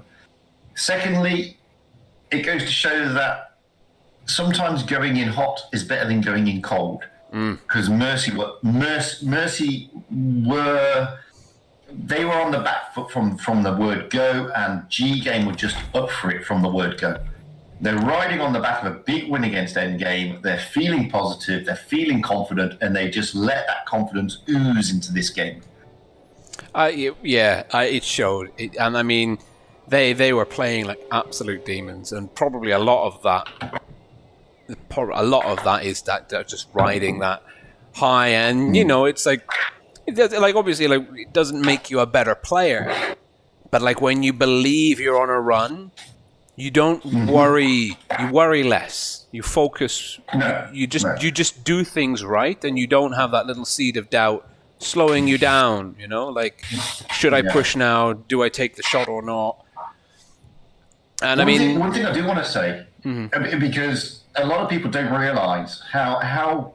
I mean, we have a lot of really, really amazing people in the chat who are pros and top of the game and play competitively. But there also have some people who don't. And the irony is, doing these coordinated pushes isn't as easy as it looks. They make it look easy, and it's not that easy. So to do it game after game, like GGAME did, I mean, that takes a lot of skill and a lot of effort to do. The skill is like there's two elements to it. One, it's the element of the caller telling people when to go and getting the timing right, because like you got to time. Okay, my mouse tanks need to cover this distance and arrive at the enemy like first. My crown wagons need to cover this distance. They travel at a different speed. They've got different terrain to deal with. And I need them to arrive like second, but also like not too late. But I don't want them to be like the first thing people are shooting at. On the push through the middle of Dynasty's Pro, for example, with the mouse tanks, like that. So that the coordination of those two events relies on one, the caller telling people what to do when correctly. Like, okay, mouse tanks go, wait, or maybe he tells the crown wagons to go first. I don't know, but the point is he needs to make two separate calls. Or you're relying on people just being exceptionally like down with the game plan and knowing when to go on their own accord, which is enough. And that's the other element, which is, you need the drivers to know the exact routes to take. That they need to have absolute faith. It's like a shield wall, like a phalanx. When you have these great esports teams, these great tournament teams, there are so many times on Fort Despair where like there are two tanks brawling. And the tank that it's closest to, when the T22 44 incoming got shot by Invision in the Crown Wagon, it's like the Crown Wagon was brawling someone on the hill that he was like, no, I'm going to shoot the T22. There's that kind of that reliance. You're as strong as the next person in the line because they're covering your back and you're covering the next person's back and so on and so forth. I was glorious. I'm buoyed up with Totally. I mean, Mercy are by no means an easy clan to defeat. We know that. And you know what GGAME have just done. They've taken the battle to Mercy, and they just kept them under so much pressure. Mercy just couldn't break that pressure cooker. That was the pressure being applied by GGAME from the off. And as I said, I mean, these guys make it look easy. They make it look easy that these pushes go according to plan. I've been in quick tours where, you know, a less capable team tries a push and they get absolutely annihilated. So they called it well, they read the game well, and they did some absolutely amazing stuff, GGAME. And they deserve the win. It's as simple as that. Absolutely. I mean, that's not taking anything away from Mercy. They played fantastic stuff throughout this tour. But Mercy on the day, they wanted it more. They were hungrier.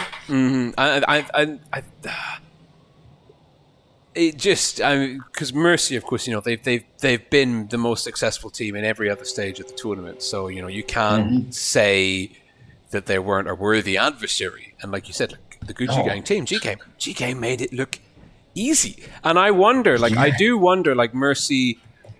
Were they not adapting? Did they just go like at the start of every round? They're like, okay, they've made an aggressive push, but they're not going to do it again. Okay, they've made an aggressive push, but they're not going to do it again. And I wonder, like, okay, how do you counter that? And if you try and counter that, like, if you preempt it, would for example, if Mercy had preempted like any one of those pushes correctly or effectively, shall we say, maybe they did preempt them but it just didn't really show, but if Mercy had been able to effectively preempt that, did Gucci Gang team, would they have had the wherewithal, or did they have like another element to their strategy? It was like, okay, if we make a push and if it's like intercepted or we don't think it's on, we're gonna fall back and do like plan B, you know, for example. Or we're the Gucci Gang team absolutely committed every single step of the way to those very aggressive push plays. And I to be honest, I don't know. I Mercy obviously tried to resist each time it happened, but I don't think that even at a strat level, without completely redesigning the way you approach a map, that you can prepare for that kind of, especially like a 4-mouse push on Fort Despair, like you know. Totally. Well, I mean, we've seen in the past. I mean, you know, as you say, Mercy, not an adversary that you can turn around and say, yeah, we're going to turn them over. They've got great focus fire, great communication, great movement, great map control, and I think GGAME's plan today, not just the aggressive side, was we're just not going to give them time to react. We're just going to go on full out, even if, and we've seen in the past, Mercy adapt. So they have a game where they face an aggressive opponent, and then they say, right, we're going to sit back and we're going to let the opponent be aggressive, and then we're going to mop them up. GGAME's approach was we're not going to give Mercy an opportunity to outthink us this time. We're just going to go full on, and we're just going to catch them off balance and make them change their strat. And I think that worked for them, because Mercy didn't play badly. They just had no response to the onslaught that was GGAME. Well, GGAME was frequently bringing more hit points to the table, and was also like, and was also, sorry, I've jumped into another game. So the concentration is real.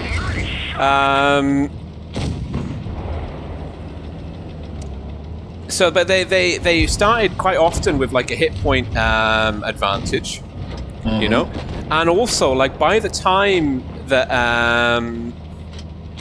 the GGAME, they'd be on top of them like really quickly, really quickly, to the point where they had an initial hit point lead, then they get a gun lead and a bigger hit point lead, and it was always going to be Mercy like crawling uphill. Yeah. I mean, if you go back through all the games, GGAME weren't even interested in the caps. Not even interested in the caps. They got a couple of caps, but that wasn't their game plan. Their game plan was to give Mercy zero breathing space, zero time to react. And even when Mercy were able to react, like they did on the second Dynasty's, on one of the Dynasty's Pearl, sorry, not yet, on one of the Mayan ruins, they got closed, shut down immediately by GGAME, because GGAME already knew where Mercy were going to plug those pressure points. They just gave them nowhere to go. Yes, okay, Mercy did get one back on Dynasty's Pearl, but again, I mean, it was better focus fire by Mercy in that game. And in their GGAME, they were overcommitted in that game, and Mercy read that one a lot better. But it was still a close game. It wasn't, plain sailing for Mercy, and it could have gone either way at one stage.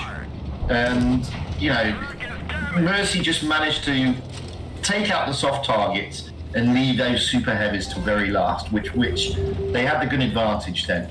But that doesn't mean to say that GGAME had the wrong methodology there, because it could have gone either way. And it was just unrelenting, as I said. And as soon as you see 4 mice, I mean, that's a shed load of hit points to get through. Shed load. I mean, it's a lot of, you've got what? 12,000 HP. That is a lot of HP to go through. A lot. A lot. I mean, you got to be sitting on the Mercy team thinking, oh my god, how many shots is it going to take to whittle these down? And not only that, they're being forced to focus a mouse early in the game. And as well as the rest of us know, to get a mouse out of the game, you need more than one tank shooting it. And that's a lot of guns focused on one tank. And they had 4 of those tanks. And it's just amazing to understand the mentality. And I mean, the thing is that, okay, the mouse doesn't have tremendous DPM, but it takes so much time and effort to clear it. And then, okay, you've just removed a mouse and didn't have much DPM to start with. So it's like, okay, you've done it, but like, what did it cost you? And you just insert like one of those Thanos memes, everything, That's the point. GGAME are forcing Mercy early doors. I mean, you got 4 of them. You're like, God, we've got 7 tanks out on the field, and 4 of those tanks are going to take minimum 2 tanks to get them out of the game. It's just great. That's 2 tanks. So you got 4 tanks engaged on 2 tanks, leaving the other 3 tanks to take. It's just madness. And I think that just comes down to really good, like we said, like if they make it look easy and the technical execution is there, but even the planning, the kind of like the deviance, like the kind of the machinations in designing that strat, it shines because GGAME team, they're not only are they not giving the opponent Mercy any time to kind of react and catch their footing in any individual game, and then even like one game after another, it's exhausting. They're also not giving you any good choices to make in any of those games. Like, anything you do is not ideal, but you're doing it because the GGAME team are dictating, okay, you have option A or B. They both suck for you, but we're happy with either one. Cheers, thanks. And that's the level you expect at this level, and it's that basic, as you say. We're giving you a choice, and you're not going to like either of them. But that was, absolutely huge congratulations to the GGAME team. I'm a fan. Call me a convert. I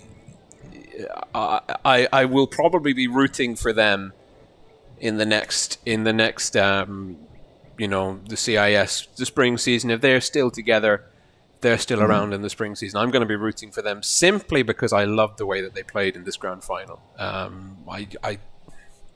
am impressed. Yeah, it was beautiful to watch. Yeah. And just going back quickly, I've seen teams play mice in a lot of tournaments, and it ain't the easiest tank to play. Oh no! To be honest with you, And, mouse driver, I mean, the mouse is my favorite tank in the game. I love the mouse, everything about the mouse. But it's not the easiest tank to play. It hasn't got the best gun. It's got awful DPM. And, you've got to really know how to angle that armor to get the most out of it. And these guys are playing them as if they're taking E5s. It's just amazing to watch. And, yeah, they make it heavy amount, but I think that is because it shouldn't play like that. No, exactly. And the thing is, like, it's slow, and so you have to be whatever you like when you're moving, when you're going from point A to point B in any game, in any map, any decision you make about moving, you're committing to an action. So your first decision-making process, the first kind of like, you have to be fluid and like mentally fast ahead of time to make sure that your tank is in the right place at the right time. And that's like, I mean, like I've played a lot of mouse in tournaments as well because I've been with R2K and a couple of the other teams, and they're like, you're okay, but you're a bit of a liability, so we're going to put you in something and you're going to go like be a bullet magnet / sponge for us, and you'll die. Your job is to die slowly. Which is how a lot of clans approach the mouse. It's a bullet magnet. We're going to stick you there, and you're just going to be the bullet magnet, and we're not expecting great things from you. Like literally, like I've been asked, like, I've asked callers in the past. I said, like, what do you expect from me? And like, they don't say we want you to do damage, or they say like, we want you to die as slowly as possible, not survive. Yeah. It's not even planned for as an option. They're like, just if you could try and still be alive when we get to like the 5-minute mark, that would be amazing. Like I think that's the cruel reality of the way that a lot of teams use this tank. But no, they didn't use it like that. It looks a bit like a battering ram, and the Gucci Gang team probably said like, this looks a bit like a battering ram, and went with it. Yeah. Well, I'm going to wrap up the stream now, but that was awesome. That was brilliant to watch. And thank you so much, Fujit, for joining me for the analysis, and thank you for very graciously stepping aside. There's a limited number of viewing seats in a training room, and obviously, like, Amina and I are very, very grateful that you've graciously stepped aside to let us commentate on the finals. So that is tremendously appreciated. Oh, absolutely. And on that note, at all. Anytime. To everyone still in the chat watching at home, there's a link to Fujit's YouTube channel in the video description. You probably already subscribed like I have, but if you haven't, you should go check it out because awesome coffee chat videos and even more awesome tournament coverage as well. So huge thank you, Fujit. Thank you very much. And again, thank you for letting me jump in and analyse with you. As always, it's been brilliant and lovely to do. Thank you very much, my friend. And I know I said happy birthday yesterday in your Discord, but happy belated birthday, voice-wise. Yay! Thank you. If I don't catch you before, Merry Christmas to you and your loved ones. You too, my friend. And I'll chat to you in Discord, but just while we're on voice now, just in case I don't get a chance to. Merry Christmas. No worries. Happy New Year. For you too. Same, and I will catch you all soon. Ciao, Fujit. See you, mate. Bye. Oh, what a legend! I've got a lot of love for Fujit. Dare I say it, I might even simp for him. Awesome stuff. So that concludes this stream, which also concludes the Blitz International Cup 2020. I personally would like to say a huge thank you and well done to the teams that took part from the EU server, of course. That is Raid Clan, Loka, Endgame, and Winsk, who is next. And from the CIS server, Gucci Gang team, Mercy, 7-Star, and C4. Everyone played exceptionally well. It was the toughest field that you can possibly get in World of Tanks Blitz. Everyone took it really seriously and played just some exceptional games. Congratulations to GGAME team for winning the whole thing. Commiserations to Mercy for just falling short at the final hurdle, but second place is still awesome. It's still really, really awesome. And to everyone else at the various points ranked 3rd to 8th, you know, I hope it was a positive experience. I think it's really demonstrated what the community is capable of when it pulls together, certainly, and that leads me on to saying a big thank you to the other streamers, Russian speaking and English speaking, like streamers, content creators, and Wilds One's helpers helped a lot with the graphics, like, you know, these little polls and everything else. And Amonet's been keeping me up to date with the, with the schedule while I've been running around like a headless chicken during the Christmas season. And the organizers, of course, for like making it all happen, bringing together, you know, the teams and the people, and having a really smooth, well-organized tournament with great sponsors. Huge shout out to the sponsors, of course, as well. I'm sure there'll be some specific, I'll put some specific posts in my YouTube channel's community page, just like giving them a dedicated shout out. You know, we've had people putting in towards an actual physical cash prize. I mean, the whole $2,000 prize pool for a community tournament is like that. That's really cool. That's really cool. And I think it's kind of, you know, it's been a proof of concept. So huge thank you to the sponsors, and not least of all, of course, Wargaming as a partner to the tournament, enabled it to happen as well as it did. They facilitated the press accounts for the players coming over from the CIS server, and that has basically meant that, you know, and even the press accounts for the people on the EU server. So everyone's had, like, it's been a level playing field, max skills, maximum availability of tier 10 tanks, premium collectible and tech tree, and it's created an extremely enjoyable tournament environment. And even for Wargaming, of course, sponsoring the prizes and kindly donating these battle passes for us to give away to people for watching the streams. That's also really cool. So yeah, I'm feeling really good. I hope you are too. I hope that you're you're ticking along with the Christmas event, and RNGesus is being kind to you, and you're going to get the tanks and the gold and the goodies that you want.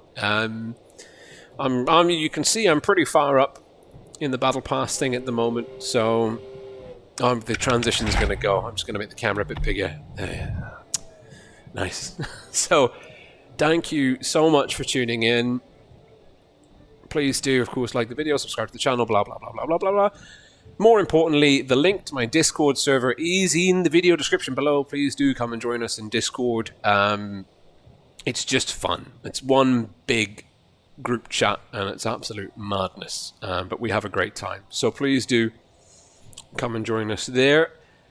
Anyways, I don't know how much more streaming I'm going to do over the Christmas season, but I will be streaming again, certainly in 2021. So it might be a while, it might be very soon, but to you viewers at home, the last and final thanks goes to you for tuning in and following and enjoying the tournament and spending time with us here in the Blitz International Cup 2020. This is Rolling Swarm signing off for now, wishing you a very Merry Christmas and a very Happy New Year indeed. Fingers crossed that 2021 is going to be better for everyone. Take care and bye for now. God, that transition, so unnecessary. All right. Yeah, I'm done. Time for some coffee.